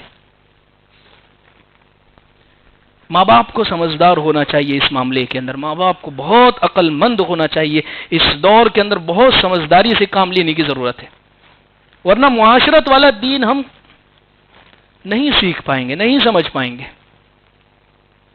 اور حضور نے بہت زبردست طریقے پر معاشرت والا دین سمجھایا، سماج میں رہنا کیسے ہے حضور نے بہت بہتر طریقے پر، گھر والوں کے ساتھ کیسے سلوک کرنا ہے. پیارے آقا صلی اللہ علیہ وسلم نے امی عائشہ کو فرمایا، یعنی کیسی محبت تھی حضور کی امی عائشہ سے. منگنی میں تو بہت محبت کے وعدے ہوتے ہیں، گفٹ نے، یہ نے، وہ نے، سب. شادی کے بعد کیا ہے؟ شادی کے بعد کیوں نہیں ہوتا اتنا؟ اصل جو لو ہے وہ آفٹر میرج ہونا چاہیے، کیونکہ اب رجسٹر پکا ہو گیا ہے، اب یہ حقیقت میں نکاح ہو گیا ہے. اچھا، نکاح سے ایک اور بات یاد آئی مجھے، اچھا وہ یاد آئے تو میں ذکر کروں. جو چیز بہت سماج میں چل رہی ہے، لوگوں کے ذہنوں کے اندر ہے، اور یہ نوجوانوں میں بہت چل رہا ہے، ماں باپ بھی آج کی اس مجلس میں موجود ہے، نوجوان بھی موجود ہوں گے، تو ایک مسئلہ میں آپ کو سمجھا دوں. حضور نے فرمایا اعلنوا ھذا النکاح وجعلوہ فی المساجد، نکاح اعلان کر کے کیا کرو، چھپکے سے نہیں، چپکے سے نہیں کہ 2-3 جنوں کی موجودگی میں. حضور نے فرمایا اعلان، اعلان کا مطلب بھائی مسجد میں کرو، سب سے بڑا اعلان یہی ہے. حضور نے آگے خود بتایا وجعلوہ فی المساجد، مسجد میں کوئی کام کرنا وہ اعلان ہی جو ہوتا ہے. جیسے ہم کہتے ہیں نا، ایک آدمی کو دیکھو کسی کو بولنا مت، وہ دوسرے دن کسی کو بول دیا تو اس کو کیا، جا ایک کام کر، جا مسجد میں جا کے اعلان کر دے. تو یہ کیا مطلب یہ ہوا کہ مسجد میں کوئی بات ہوئی، اس کا مطلب وہ اعلان کی شکل میں. حضور یہ چاہتے کہ نکاح مسجد میں ہو تاکہ سب کو خبر پڑے کہ کل یہ بائک پہ بٹھا کے لے جا رہا ہے کسی کو، بھئی ہاں ہم نے دیکھا تھا، ہم نماز پڑھنے گئے تھے نا، تو وہ نکاح والے کچھ آئے تو تھے، اس میں یہ دولہا تھا، لگ بھگ ان کے گھر میں نکاح تھا، ان کے یہاں پر نکاح تھا. لیکن آج کل کیا چلا ہے؟ اب دیکھیے، ماں باپ کی سگوڑ ہوتی نہیں ہے، سگوڑ وہ شریعت والی سگوڑ نہیں، وہ ان کی خود کی سگوڑ، دائی جانا، وہ یہ وہ گھر، یہ سب سونا وونا وہ سب کرنا، وہ سگوڑ، ماں باپ کی سگوڑ کا لیول یہ ہوتا ہے. وہ ان کی ہوتی نہیں ہے. تاریخ پہ تاریخ کہ شادی کر دے 2 سال بعد، 1 سال بعد، اتنی عمر ہو گئی ہے اور ابھی سگوڑ نہیں ہے مکان کی. آپ کہاں رہتے ہیں؟ ہم کرائے میں. تو ایک اور لے لو کرائے کا بازو میں، اس کو بھی لا کے دے دو، اس کی بہو، اس کو بھی لا کر دے دو. لیکن اب نوجوانوں نے ایک دوسرا طریقہ، اب مجھ سے پوچھنے کے لیے آتے ہیں، مجھے 2 مرتبہ نکاح کر سکتے ہیں؟ ہاں 10 مرتبہ کر سکتے ہیں، سب کے سامنے نکاح ہو گیا، پھر مہینے کے بعد اینیورسری آئے نا جب آئندہ سال کی، تو پھر بیٹھنے اپنے واپس نکاح کر دے، کر سکتے، کوئی حرج کی بات. تجدید نکاح، جیسے ہم کلمہ پڑھ دے لا الہ الا اللہ محمد رسول اللہ، ہم نے ایمان کو تازہ کر لیا، پھر بار بار تازہ کرے، کر سکتے، اس میں کوئی حرج کی بات نہیں، 2-4 مرتبہ. لیکن یہ جو کرنا ہے یہ گناہ کا سبب بنے گا، یہ چھپکے سے جو کرنا ہے یہ گناہ کا سبب بنے گا. حضور نے اس کو منع فرمایا ہے، ورنہ کیا ہوگا، اس کے نقصان کیا ہوگے معلوم ہے. نکاح تو ہو گیا ہے، اللہ نہ کرے اگر حمل رہ گیا، اس کے تعلق سے پھر کیا ہے؟ 2 شکل ہوگی، یا تو اس کو رکھیں یا اس کو پھر گرا دیں. گرانے کی صورت میں قتل کا گناہ آپ کے اوپر آئے گا، اور رکھنے کی صورت میں آپ یہ سوچیں گے سماج کو کیا منہ دکھائیں گے. میں نے کہا نا، معاشرت اللہ کے نبی صلی اللہ علیہ وسلم کے دین کے اندر اللہ نے کامیابی رکھی ہے. جو حضور کے حکم سے ہٹ کر اپنی ذہن کے گھوڑے دوڑائے گا، ایسا کر لوں گا، یوں ہو جائے. اچھا وہ کئی بات کرنی پڑتی ہے نا بھائی، کتنی امپورٹنٹ بات ہے کہ اس کے بغیر تیرا کھانا نہیں اترتا ہے. کتنی امپورٹنٹ بات ہے بھائی. اس ابا کو بول دے کہ شادی کر لے، تو روز راؤنڈ میں لے جا کے بیٹھ کے بات کرا کر شادی ہو گئی. اب تو یہ ہے معاشرت والا دین. نکاح کے تعلق سے یہ اللہ کے نبی صلی اللہ علیہ وسلم نے ہمیں سکھایا ہے. اور دیکھیے میں قربان جاؤں اپنے نبی پر، ہم صرف عقیدت کی وجہ سے نہیں، ہمیں عقیدت نبی سے بڑی زبردست ہے. لیکن اگر بصیرت غور سے بھی اگر کوئی شخص دیکھے تو وہ حقیقت میں یہ کہنے پر مجبور ہے، he was the only man in history who was the supremely successful. پوری اس کائنات کے اندر اگر ہر لیول پر اگر کوئی کامیاب ہے تو وہ ہمارے نبی ہے. آپ کی عبادت، آپ کے اخلاق، آپ کے معاملات، بیویوں کے ساتھ سلوک، کیسا سلوک. دیکھیے اللہ کے نبی صلی اللہ علیہ وسلم کے نکاح میں ہر طرح کی بیویاں تھی، گاؤں سے تعلق رکھنے والی بھی تھی، شہر والی بھی تھی، کنواری بھی تھی، عمر میں بڑی بھی تھی، بیوہ بھی تھی، طلاق والی بھی تھی، غصے والی بھی تھی، بعض بیویاں بعض نرم بھی تھی.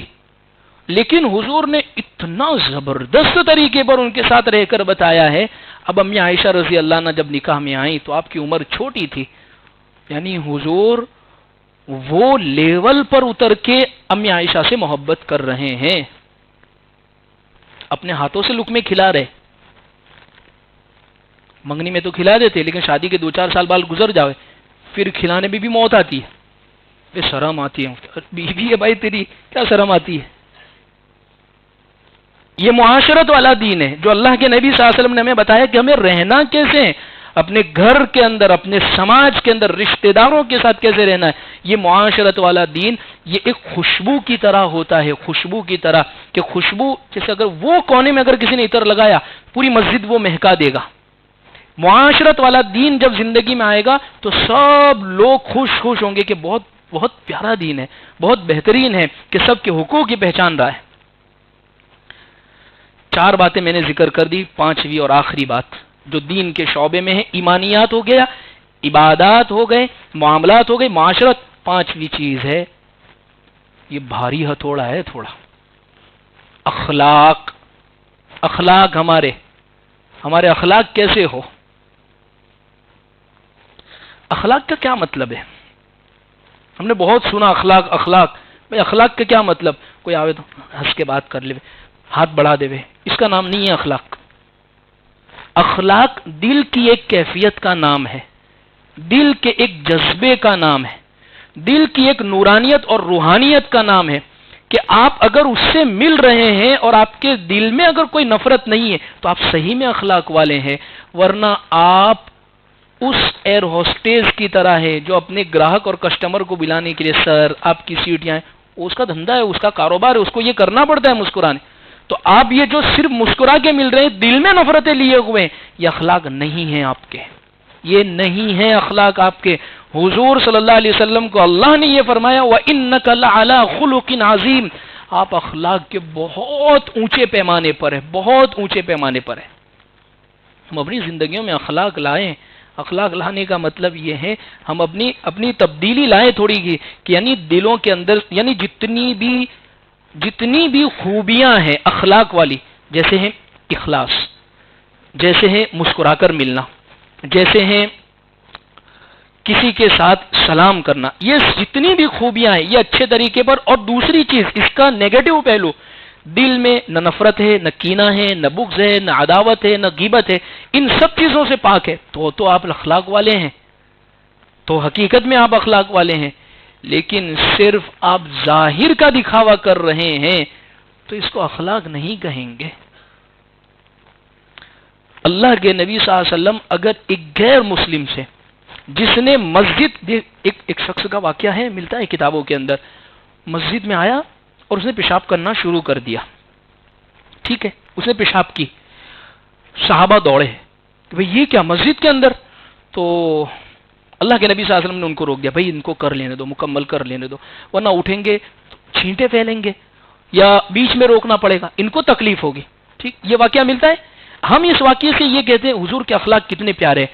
مجھے دوسری بات سمجھانی ہے اس واقعے سے ہم ظاہری طور پر کسی کو اچھا اخلاق والا دیکھ کر کہتے ہیں یار بہت پیارے اخلاق، کتنے بہترین ہیں، لیکن جب دو ملتے ارے میں تو ایسے ہی کہتا تھا، اب سب خبر ہے کتنا پانی میں ہے وہ، تو یہ پھر آپ منافق ہے. آپ کہیں سیرت میں یہ بات نہیں ملے گی کہ اللہ کے نبی صلی اللہ علیہ وسلم نے وہاں پر یہ عمل کیا ہو اور صحابہ کو آ کر کوئی اور دوسری چیز کی تعلیم دی ہو. ایک عمل، ایک واقعہ ایسا نہیں ملے گا حدیث کی کتابوں کے اندر. اخلاق ظاہر کی مسکراہٹ کا نام ہرگز نہیں ہے، ہرگز نہیں ہے ظاہر کی مسکراہٹ کا نام. یہ دل کی ایک کیفیت ہے، دل کی ایک روحانیت ہے، دل کی ایک محبت ہے کہ جب کسی کے دل کے اندر یہ چیز اتر جاتی ہے تو پھر وہ اونچے اخلاق والا بن گیا. اسی لیے حضرت لقمان بہت دانا تھے. انہوں نے اپنے بیٹے کو جب نصیحت کی ہے نا، نصیحت کی بھئی نماز پڑھنا، شرک مت کرنا، لیکن جب اخلاق آئے نے اتنے مضبوط انداز میں کی کہ دیکھ بیٹا لوگوں کے ساتھ مسکرا کے ملنا، ترش روئی سے مت ملنا. اور پھر فرماتے بھی یہ ہے بہت مشکل کاموں میں سے ہیں، بہت مشکل، اتنی کڑوی گولی ہے کہ شاید دنیا میں اس سے زیادہ کڑوی گولی کوئی بھی نہیں ہوگی. کابرین فرماتے ہیں کسی کو اگر سزا دی آپ نے 1000 رکعت نفل نماز پڑھنی ہے، اور دوسری سزا، بھائی 2 سزا میں سے کوئی ایک سزا پسند کرنی ہے کہ بھائی 1000 رکعت نفل نمازیں پڑھو، یا وہ جو کھا گیا ہے نے، مارا تھا نا اس نے، بس سلوکی کی تھی نا سب کے سامنے، معاف کر دو 1000 پڑھ لوں گا پن اس کو تو نہیں چھوڑوں گا، جب میرا وارہ آئے گا نہیں تو پھر اس کو میں دکھا. تو پھر آپ اچھے اخلاق والے نہیں ہیں. ظاہر کی چند مسکراہٹیں، ظاہر کی چند باتیں ہیں، بس آپ کے سامنے کچھ کھوکھلے الفاظ ہیں آپ کے سامنے. دل آپ کا کہاں بنا ہے؟ حضور صلی اللہ علیہ وسلم نے دراصل دلوں کے اوپر ایک حدیث میں اللہ کے نبی صلی اللہ علیہ وسلم نے فرمایا اللہ جنت کے سب سے اونچے مقام پر اس شخص کو جگہ دیں گے. حضور نے 3 باتیں اس حدیث میں بیان فرمائی. ایک تو جنت کے کنارے پر ایک شخص کو جگہ ملے گی، پھر فرمایا جنت کے بیچ اور سینٹر میں جگہ ملے گی، اور ایک سب سے اوپر جنت میں جگہ ملے گی، سب سے اوپر. بھئی اتنا اوپر کیوں جائیں گے؟ لیکن اب سمجھ میں آتا ہے. ابھی ہائی ریز بلڈنگیں جتنی بن رہی ہیں اس کا کریز کیسا آیا ہے مارکیٹ میں کہ لوگ اب اپنے گھروں میں رہنا پسند نہیں کر رہے، ٹاپ کے اوپر رہنا پسند کر رہے. تو اللہ جنت کے اندر ٹاپ دیں گے کہ جہاں پر سے دریا بھی نظر آئے گا، سمندر بھی نظر آئے گا، اپنا پورا ویو ہوگا، وہ لک زوردار نظر آئے گا. تو وہ جنت دیں گے اللہ اوپر والی. کس کو؟ لیکن جس کے اخلاق بہتر ہو. اس لیے عزیز بزرگوں، یہ 5 باتیں میں نے دین کے حوالے سے آپ کے سامنے ذکر کی ہے. ان 5 باتوں پر انشاءاللہ ہم ضرور ضرور عمل کریں گے، ہم سب کریں گے. سب سے پہلے میں، اور انشاءاللہ پھر اس کے بعد آپ سب عمل کریں گے. ایک ہمارا ایمان بڑا مضبوط ہونا چاہیے ایمان کے اعتبار سے. دوسری چیز ہماری عبادتیں بہت صحیح ہونی چاہیے. تیسری چیز ہمارے معاملات بہت کلیئر ہونے چاہیے. چوتھی چیز ہماری معاشرت، ہمارا سماج میں رہن سہن بہت اچھا ہونا چاہیے. 5ویں اور آخری چیز ہمارے اخلاق بہترین ہونے چاہیے. کریں گے انشاءاللہ عمل. اللہ سے دعا کرتے ہیں اللہ ہمیں ان باتوں پر صحیح معنی میں عمل کی توفیق عطا فرمائے. وآخر دعوانا ان الحمدللہ رب العالمین.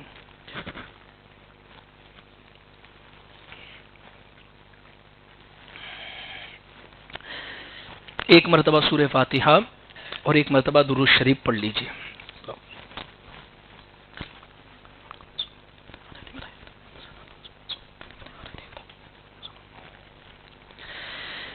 بسم اللہ الرحمن الرحیم.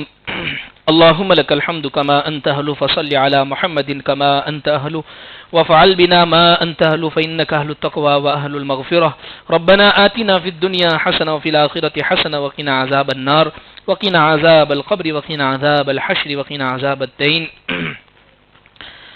اللهم نقنا خطايانا كما ينقى الثوب الأبيض من الدنس. اللهم باعد بيننا وبين خطايانا كما بعدت بين المشرق والمغرب.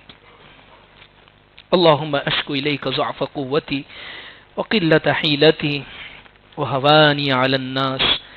يا أرحم الراحمين أنت رب المستضعفين وأنت ربي. إلى من تكلني؟ إلى بعيد يتجهمني أم إلى عدو ملكته أمري؟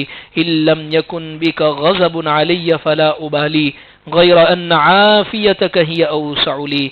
أعوذ بنور وجهك الذي أشرقت له الظلمات وصلح عليه عمر الدنيا والآخرة من أن ينزل بي غضبك أو يحل علي سخطك. لك العتبى حتى ترضى. لا حول ولا قوة إلا بالله. اللهم نقنا خطايانا كما ينقى الثوب الأبيض من الدنس. اللهم باعد بيننا وبين خطايانا كما باعدت بين المشرق والمغرب. یا ارحم الراحمین، یا اکرم الاکرمین، یا ذا القوة المتین، اے الہ العالمین ہم سب کے گناہوں کو معاف فرما. اللہ ہماری خطاؤں سے درگزر فرما. اللہ ہمارے قصوروں کو معاف فرما. دن کے اجالوں میں، رات کے اندھیریوں میں، جانے انجانے میں جو ہم سے گناہ ہوئے، اللہ ہم سب کے سارے گناہوں کو معاف فرما. اللہ ہمارے ماں باپ کو معاف فرما. ہمارے دوست احباب رشتہ دار پوری امت کو معاف فرما. امت کے پریشان حالوں کی اللہ مدد فرما. اللہ آپ کی نعمتیں بے شمار ہم استعمال کرتے رہیں، آپ کی نعمتیں کھاتے رہیں، آپ کا دیا پیتے رہیں، لیکن آپ ہی کی نافرمانی کرتے رہیں. اللہ ہم بڑے عجیب آپ کے بندے ہیں. آپ کا دیا ہوا کھاتے رہیں، آپ کا دیا ہوا پہنتے رہیں اور آپ ہی کی مخالفت کرتے رہے. اللہ ہمارے اس جرم عظیم کو معاف کر دیجئے. اللہ ہم معافی کے لیے سب جمع ہوئے ہیں. اللہ دیکھیے اتنا بڑا مجمع ہے جو بن بلائے آیا ہے. اللہ کوئی ان کا مقصد نہیں ہے کہ یہاں کچھ تقسیم ہونا ہے، کوئی ان کا مقصد نہیں ہے کہ کوئی دکھاوا ہونا ہے، کوئی ان کا مقصد نہیں ہے کہ شہرت ہونا ہے. صرف آپ کی رضا کے لیے آئے ہیں. اللہ آپ بس راضی ہو جائیے کہ دعا ہوگی، کچھ مختصر دین کی باتیں کہی جائے گی، انشاءاللہ ہم اس پر عمل کریں گے اور دعا پر آمین کہیں گے. اتنی مبارک رات ہے تو اللہ ہماری جھولیوں کو بھر دے گا، اللہ ہماری پکاروں کو سن لے گا. اللہ بس اسی مقصد کے لیے یہ سب آئے ہیں. اللہ آپ ہم سب کی طرف محبت کی نظر سے دیکھ لیجئے، اللہ پیار کی نظر سے دیکھ لیجئے. اللہ ہم آپ کے کمزور بندے ہیں، گنہگار بندے. ہم تو اقرار کرتے ہیں اللہ کہ ہمارے پاس دکھانے کے لیے آپ کے کچھ بھی نہیں ہے. نہ ہماری جھولیوں کے اندر ایسی عبادتیں ہیں جو صحابہ کر کے گئے ہیں، نہ ہماری جھولیوں کے اندر ایسے عبادات معاشرت اخلاق ہیں جو صحابہ بتا کے گئے ہیں. اللہ بس آپ کا فضل مانگنے کے لیے ہم تو بیٹھے ہیں، آپ کا کرم مانگنے کے لیے بیٹھے ہیں. تیری ایک نظر کی بات ہے، میری زندگی کا سوال ہے. اللہ آپ نے ایک مرتبہ اگر دیکھ لیا محبت اور پیار کی نظر سے اور آپ نے اعلان کر دیا کہ فرشتوں جاؤ کہہ دو یہ سب بخشے بخشائے ہیں، تو اللہ ہماری خوشیوں کا تو کوئی ٹھکانہ نہیں. اللہ ہمیں دنیا کی چیزیں ملنے سے اتنی خوشی نہیں ہوگی جتنی خوشی اللہ اس چیز کے ملنے سے ہوگی آخرت کے اندر کہ میرے رب نے، ہمارے رب نے ہمیں معاف کر دیا ہے. اللہ ہم سب کو معاف کر دیجئے، ہم سب کی پکار کو سن لیجئے. اللہ ہم اقراری مجرم ہیں. اللہ ہم تو اس چھوٹے بچے کی طرح ضدی ہے اللہ جو اپنی ضد کو منوا کر ہی چھوڑتا ہے. اللہ آج تو آپ کو منانے کے لیے بیٹھے ہیں. اللہ بہت برسوں ہو گئے، بہت دن ہو گئے آپ کے ساتھ ایسی یاری اور دوستی اور محبت لگائے ہوئے، جھولیاں پھیلائے ہوئے. اللہ ہم نے رخ پھیر دیا تھا لیکن آپ کی طرف سے کبھی بھی اعلان نہیں رکا تھا. بس آپ انتظار میں تھے کہ میرا بندہ کب آئے. اللہ ہم آئے ہیں. اللہ ان سب نے اپنی درخواستیں مجھے ان لوگوں نے مجھے وکیل بنایا ہے. سب کی مرادیں اور دل کی تمناؤں کو آپ دیکھ رہے ہیں، آپ سن رہے ہیں. اللہ سب کی جھولیوں کو بھر دیجئے. آج کی اس مجلس میں کسی کو بھی خائب اور خاسر نہ لوٹائیے. سب کی جھولیوں کو بھر کر واپس کر دینا. سب کے گناہوں کو معاف کر دیجئے. اللہ ہمارے عزیز اقارب، ہمارے ماں باپ کو بخش دیجئے، ہمارے ملنے جلنے والوں کو بخش دیجئے. اللہ ہماری گناہوں کی فائل بہت بڑی ہو چکی ہے. اللہ اس کی وجہ سے دل ہمارے مردہ ہو چکے ہیں، دلوں پر سیاہ نقطے لگ چکے ہیں. اللہ ہمیں آنسوؤں کے قطروں سے آپ نے محروم کر دیا ہے، وجہ صرف اور صرف ہمارے گناہ ہے. اللہ ہم مانتے ہیں، اللہ ہم مانتے ہیں آپ نے بڑی تنبیہ کی ہے، بڑی محبت سے بھی بلایا ہے، لیکن ہم ایسے غافل دور بیٹھے تھے. اللہ سب لوگوں نے نفرت کر لی، سب لوگوں نے منہ پھیر لیا، آپ نے کبھی بھی نہیں پھیرا ہے. آپ نے تو بڑی محبت سے ہمیں بلایا ہے. اللہ ہم سب آئے ہیں آپ کے دربار میں، اللہ ہماری غلطیوں کو معاف کر دیجئے۔ اللہ آپ تو 70 ماؤں سے زیادہ پیار کرنے والے ہیں، اگر ہم چلے جائیں اور اپنی ماؤں کے گود میں سر رکھ دے، ہم اپنی ماؤں کے قدموں کو چمٹ لے وے، چاہے ہم کتنے بڑے نافرمان ہو، چاہے ہم کتنے پریشان ہو، ماں فوراً سینے سے لگا لے گی کہ میرا بیٹا تجھے کیا تکلیف ہے، میری اگر خوشیوں میں سے کچھ چیزیں لے کر تیری تکلیف دور ہو سکتی ہے تو اسے دور کر لے۔ ایسی پیاری ماں ہوا کرتی ہے، ایسی ماؤں سے 70 گنا زیادہ آپ پیار کرنے والے ہیں۔ اللہ ہم نے اصل میں آپ کو پہچانا نہیں ہے، آپ کی معرفت نہیں ہوئی ہے۔ اللہ ہم نے سرسری نام تو آپ کا لیا ہے کہ اللہ ہمارا رب ہے، لیکن کبھی آپ سے دوستی پیار نہیں لگایا ہے، راحت کو کبھی آپ سے باتیں نہیں کی ہے، کبھی آپ کے سامنے سر ہم نے نہیں جھکایا، اس کی وجہ سے ہمیں مانگنے کے لذت اور ذکر کا مزہ نہیں پتا چلا۔ امی عائشہ فرماتی ہے اللہ تیری رات کتنی چھوٹی ہے، میں نے 2 رکعت نماز کی نیت باندھی رات کے پہلے حصے میں، اور رات کے آخری حصے میں نے اس سلام کو پھیرا اور رات پوری ہو گئی۔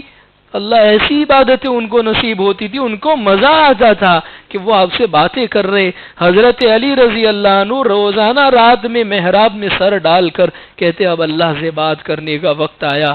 بزرگوں کو دیکھتے ہیں پورے دن بھر کی تھکان کے بعد بس وہ اس طرف متوجہ، ان کے دلوں میں خوشی دوڑتی ہے، اللہ سے باتیں کریں گے، اللہ سے ملاقات ہوگی، اللہ کو ہم سنائیں گے، اللہ سے ہم پیار لگائیں گے۔ اللہ یہ سب ہم سے جاتا رہا، وجہ اس کی یہی ہوئی اللہ کہ پھر اس کی وجہ سے ہم ستائے جا رہے ہیں، اللہ اس کی وجہ سے پریشانیوں میں ڈالے جا رہے ہیں۔ اللہ بس آپ ہماری طرف آج کی اس مجلس میں محبت اور پیار سے دیکھ لیجئے، اللہ ہم سب کی جھولیوں کو بھر دیجئے، اللہ ہم سب کو معاف فرما دیجئے۔ پریشان حال اس میں بہت سارے ہیں، اللہ بہت بیمار بھی ہے، کئی لوگوں نے مجھے ابھی دعاؤں کے لیے کہا ہے، ایک معصوم بچہ ہے، ایک بوڑھے میاں ہے، اور بھی کئی ایسے لوگ ہیں جو بیماریوں کی وجہ سے پریشان ہے، جو حالات کی وجہ سے پریشان ہے۔ اللہ ان کی بیماریوں سے ان کو شفائے کاملہ عاجلہ دائمہ مستمرہ نصیب فرما دیجیے۔ جو اپنے بچوں کے رشتے نہ ہونے سے پریشان ہے، ماں باپ کی آنکھوں کی نیند چلی جاتی ہے جب جوان بیٹا اور بیٹی ان کے سامنے ہو اور ان کے رشتے نہ آتے ہو، اللہ ان کے ماں باپ کو بھی سکون پہنچا دیجئے اور جلد سے جلد ان کو نیک صالح جوڑا اور رشتہ نصیب فرما دیجئے۔ بہت ساری ہماری بہنیں بچیاں جو بے اولاد ہے، اللہ ان کو نیک صالح اولاد عطا فرما دیجئے۔ آپ کے خزانے کے اندر کوئی کمی نہیں ہے اللہ، آپ جب چاہے تو ابراہیم علیہ السلام کو 110 سال میں اسحاق علیہ السلام عطا فرما دے، آپ چاہے تو 90 سال میں حضرت زکریا علیہ السلام کو حضرت یحییٰ عطا فرما دے، آپ چاہے تو حضرت مریم علیہ السلام کو بغیر باپ کے حضرت عیسیٰ عطا فرما دے، آپ کے لیے کوئی مشکل نہیں ہے اللہ۔ ان تمام بچیوں کی جھولیوں میں نیک صالح اولاد عطا فرما دیجئے۔ بہت ساری اولادیں اپنی ماں باپ کی نافرمان ہو چکی ہے، ماں باپ ان کی نافرمانیوں سے تنگ آ چکے ہیں، اللہ ان اولادوں کو اپنے ماں باپ کا فرما بردار بنا دیجئے، اللہ ان ماں باپ کی قدر کرنے والا بنا دیجئے۔ اللہ یہ اتنی قیمتی چھاؤں ہے، جب یہ سایہ سر پر سے اٹھتا ہے تو پھر اللہ کی طرف سے اعلان ہوتا ہے اب اپنی دعا کا انتظام کر لینا، وہ ہاتھ جو تمہارے لیے اٹھتے تھے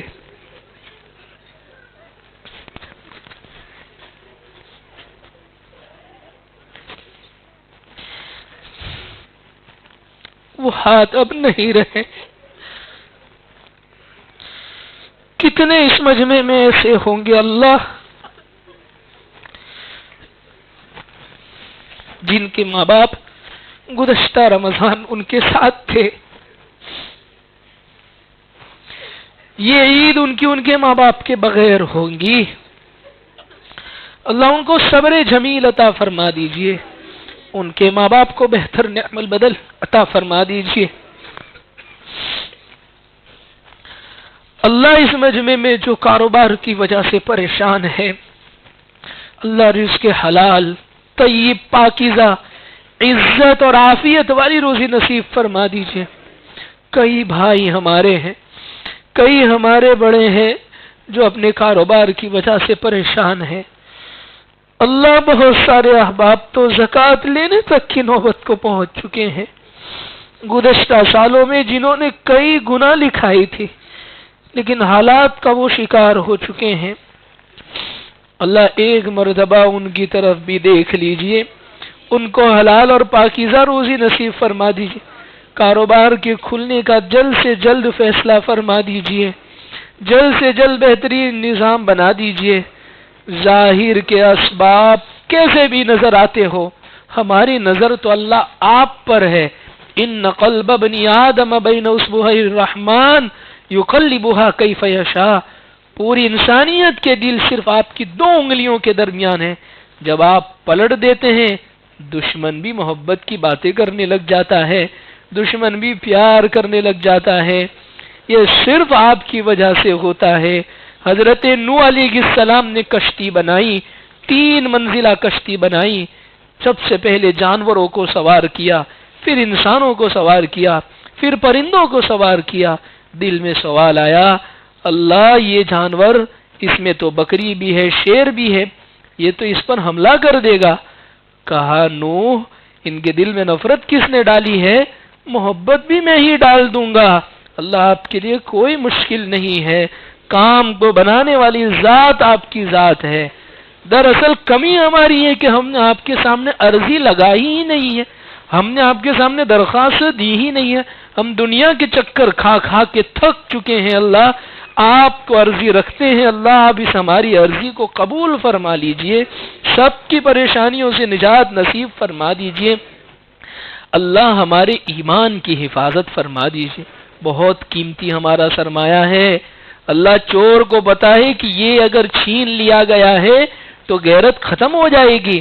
اللہ مرتے دم تک ہمارے ایمان کو محفوظ رکھنا، جب تک زندہ رکھنا اسلام اور ایمان کے ساتھ، موت دینا تو کلمے والی موت نصیب فرمانا، موت دینا تو اس حال میں دینا کہ آپ ہم سے راضی ہو، کسی کا حق ہمارے اوپر باقی نہ ہو، قبر ہمارا استقبال کرتی ہو، زبانیں ہماری کلمہ پڑھ رہی ہو، ایسی حال میں ہماری موت کو آسان فرمانا، آخرت کی سب منزلوں کو ہماری آسان فرما دینا، قبر کے سوال جواب، بلصراط کا راستہ، نامہ اعمال میں جب ترازو تولے جاوے تو سب جگہوں پر ہمارے نیکیوں کے پلڑے کو اللہ جھکا دینا، آخرت کی رسوائی سے اللہ حفاظت فرما لینا۔ ورنہ یا اللہ، یہ سفید کپڑے آج بڑے چمک رہے ہیں، لوگ بڑی محبت کی نظر سے دیکھتے ہیں، اگر آپ نے ہمارے گناہوں کو لوگوں کے سامنے کھول دیا، ہمارے ماں باپ ہوں گے، ہمارے رشتہ دار ہوں گے، ہمارے اساتذہ ہوں گے، ہمارے بڑے ہوں گے، ہمارے محلے والے ہوں گے، اللہ ہماری تو بڑی فضیحت اور رسوائی ہو جائے گی۔ بڑا دیندار پھرتا تھا، کیا ہوا آج تمہاری دینداری کو؟ اللہ آخرت کی رسوائی سے بچا لینا، اتنے بڑے مجمع کی رسوائی ہم نہیں برداشت کر پائیں گے، اپنی رضا نصیب فرما دینا، اپنی ناراضگی سے اللہ ہماری حفاظت فرما لیجئے۔ اللہ جب ہم حضور سے ملاقات کرے، اور اللہ بڑا شوق ہے، بڑی تڑپ ہے، اللہ نبی کی سچی ایسی محبت نصیب فرمائیے جیسی آپ نے صحابہ کو عطا فرمائی تھی، نبی کا عشق ہمیں نصیب فرمائیے، ایسا عشق نصیب فرمائیے کہ نبی کا نام آوے تو ہم جھوم جاوے، نبی کا کام آوے تو ہم عمل کرنے والے بن جاوے، نبی کی محبت ہمارے رگوں میں، خون میں، ہمارے دلوں کے اندر پیوست فرما دیجئے۔ اللہ ہماری طرف سے ہمارے نبی صلی اللہ علیہ وسلم کو اللہ کروڑوں رحمتیں اور صلاۃ و سلام نازل فرما دیجئے، اور جب آپ سے آخرت میں ملاقات ہو حشر کے میدان میں تو اللہ حضور ہمیں خوشی خوشی گلے سے لگا لے، ایسے فیصلے فرما دینا۔ اللہ جب ایک حدیث ہم پڑھتے ہیں، اللہ بڑی خوشی ہوتی ہے کہ اللہ ہے ہمارا، اللہ ہے ہم سے محبت کرنے والا، اللہ ہے ہمیں بچانے والا، کہ نبی نے فرمایا کہ اللہ میری امت کا حساب میرے حوالے کر دینا۔ اللہ فرمایا نہیں محمد، جب تیری امت تیرے سامنے آئے گی تو تو میں ان کو تیرے سامنے بھی رسوا نہیں کرنا چاہتا، میں پردے کے اندر ان کا حساب لے لوں گا۔ اللہ آپ ایسے پیار کرنے والے اور ایسے اللہ کے ہم باغی بن بیٹھے ہیں، ایسے اللہ کے ہم نافرمان بن بیٹھے، ایسے اللہ کی عبادتوں کو ہم نے چھوڑ دیا ہے، کن کے پیچھے ہم چلنا چاہتے ہیں؟ وہ لوگ جو نہ ہمارے دین کے خیر خواہ ہے، وہ لوگ جو نہ ہمارے آخرت کے خیر خواہ ہے، ہمارے خیر خواہ تو وہ ہے جنہوں نے آج سے 1400 سال پہلے اپنی بیٹی سے کہا تھا، بیٹی فاطمہ تو صبر کر لے، اللہ تیرے صبر کی برکت اور میرے صبر کی برکت سے میری امت کو کامیاب کر دیں گے۔ ایسی محبت کرنے والا نبی ہم کہاں سے لائے جو ہم سے رخصت ہو چکا ہے، لیکن ان کی دعائیں ہیں کہ آج اتنے گناہوں کے باوجود ہم پر پتھروں کی بارش نہیں ہوئی ہے، اللہ ہم پر یا اللہ بندر اور خنزیر نہیں بنائے گئے ہیں، ورنہ یہ امت وہ سب گناہوں میں مبتلا ہو چکی ہے جو پچھلی امتوں نے کیے تھے۔ یہ تو آپ کے نبی کی دعائیں ہیں اللہ بیچ میں، ورنہ ہمارا تو کوئی دعویٰ نہیں ہے نیکیوں کا۔ اللہ ہمیں ایسی نبی کی سچی محبت نصیب فرما دی، آپ کی سنتوں کو عشق کے ساتھ کرنے والا بنا دیجئے، فخر کے ساتھ کرنے والا بنا دیجئے، نبی کی سنتوں کو دل و جان سے چومنے اور لگانے والا بنا دیجئے۔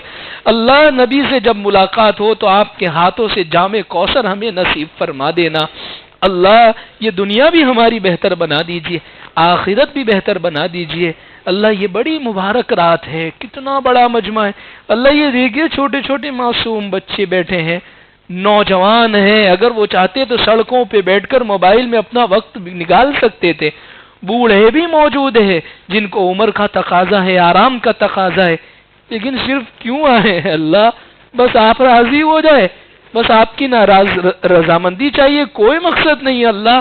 اللہ بس آپ ہم سے راضی ہو جائیے۔ اس مجمع میں اگر کسی کی آمین آپ کو پسند آئی ہو تو اس کے صدقے میں ہم سب کی بھی آمین کو قبول فرما لیجئے۔ اللہ اعتکاف والوں کا مجمع ایک اچھا خاصا موجود ہے۔ اللہ کئیوں نے تو کئی قرآن ختم کر دیے، کئیوں نے تو اپنے اعتکاف کو بہت سنبھالا ہے۔ اللہ ان کی جوانی کو دیکھ کر اور ان کی عبادتوں کو دیکھ کر بڑا رشک آتا ہے۔ اللہ اتنی جوانی کے اندر ایسی زبردست عبادتیں، اللہ ان اعتکاف والا مبارک مجمع بھی موجود ہے۔ اللہ ان کی خدمت کرنے والے بھی لوگ بڑے قابل تعریف ہیں کہ یا اللہ جو ان کے لیے کام انجام دے رہے ہیں۔ اللہ اتنا سارا مجمع موجود ہے، اللہ اس پورے مجمع میں اگر کسی کی آمین آپ کو پسند آئی ہو، اللہ ہم سب کے بیڑے کو پار فرما دیجئے، ہم سب کے بیڑے کو پار فرما دیجئے۔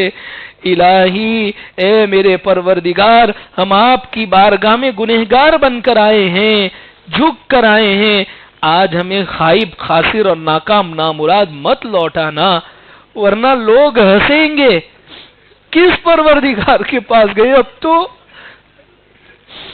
نافرمانوں نے یہ کہنا شروع کر دیا ہے، بلاؤ اپنے رب کو، بلاؤ اپنے اللہ کو، ہمارا رب سب دیکھ رہا ہے، ہمارا اللہ سب سن رہا ہے۔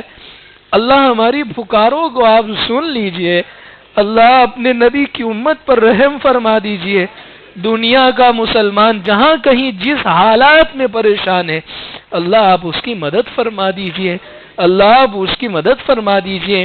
بہت سارے ہمارے بھائی جو جیلوں میں بند ہیں، اللہ جو بے قصور ہیں، جن کی کوئی شکلیں نہیں بن پا رہی ہے، جوانیاں جنہوں نے ختم کر دی ہے، اللہ ان کی باعزت رہائی کی شکل صورت پیدا فرما دیجئے، ورنہ ان کے بوڑھے ماں باپ، ان کے بچے اور ان کی بیویوں کی عید کیسے ہوگی؟ اتنے خوشی کا موقع اور ان کے گھر کا جوان فرد، جوان بیٹا نہیں موجود ہے، ان ماں باپ بوڑھے سہاروں پر کیا گزرے گی؟ اللہ ان سب کو باعزت رہائی نصیب فرما دیجئے۔ بہت سارے لوگوں نے اس مبارک مجلس کے حوالے سے بہت ساری دعاؤں کے بارے میں ہمیں کہا ہے، کچھ نے میسج کیے ہیں، کچھ نے کسی کے ساتھ کہلوایا ہے۔ اللہ آپ سب کے دل کی تڑپ کو آپ جاننے والے ہیں، دل کے جذبات کو آپ جانتے ہیں۔ اللہ ہم موسیٰ علیہ السلام کے زمانے کے وہ نوجوان کا واسطہ اور واقعے کا سہارا لیتے ہیں۔ اللہ اس نے کچھ بھی نہیں کہا تھا، زبان سے بولا بھی نہیں تھا، بارش رکی ہوئی ہے، لیکن دل میں کہا اللہ بس یہ کر دو، اللہ یہ کر دو، میری سب توبہ۔ اور اللہ آپ نے بارش برسا دی۔ موسیٰ علیہ السلام پوچھتے بھی ہے اللہ کون تھا گنہگار؟ فرمایا موسیٰ جس کے لیے روکی تھی اسی کی وجہ سے برسا رہا ہوں۔ اللہ آپ تو دلوں کو سن لیتے ہیں۔ اللہ یہ پورا مجمع ہے، اللہ ان کے دل بول رہے ہیں، دل کی تڑپ۔ بہت ساروں کے تو مسئلے ایسے ہیں جو اپنے خاص ہمدرد کے سامنے بھی بیان نہیں کر سکتے، ورنہ ان کی عزتوں کے مسئلے ہو جاتے ہیں، اللہ ان کی پریشانیوں کے مسئلے ہو جاتے ہیں۔ اللہ ان سب کی پریشانیوں کو آپ دور فرما دیجئے، آپ دور فرما دیجئے، آپ ان دعاؤں کو قبول فرما لیجئے۔ رمضان کے آخری دن چل رہے ہیں، رمضان گزرنے سے پہلے پہلے ہم سب کی بخشش فرما دیجئے، ہم میں سے کسی کو بھی ناکام نہ لوٹائیے۔ جو ٹوٹی پھوٹی عبادت اگر آپ کے یہاں کوئی قابل قبول ہے تو اللہ آپ اس پر نظر فرما دیجئے، نظر کرم فرما دیجئے، فضل اپنا شامل حال فرما دیجئے۔ اللہ ہم نے یہ مختصر اپنی حیثیت کے مطابق مانگا ہے، آپ اپنی شان کے مطابق ہم سب کو نصیب فرما دیجئے۔ اللہ ہماری دعاؤں کو محض اپنے فضل و کرم نبی پاک صلی اللہ علیہ وسلم کے صدقے طفیل میں قبول فرما لیجئے۔ جزا اللہ عنا محمدا صلی اللہ علیہ وسلم دماء اہلہ۔ سبحان ربک رب العزت عما یصفون وسلام علی المرسلین والحمد للہ رب العالمین برحمتک یا ارحم الراحمین۔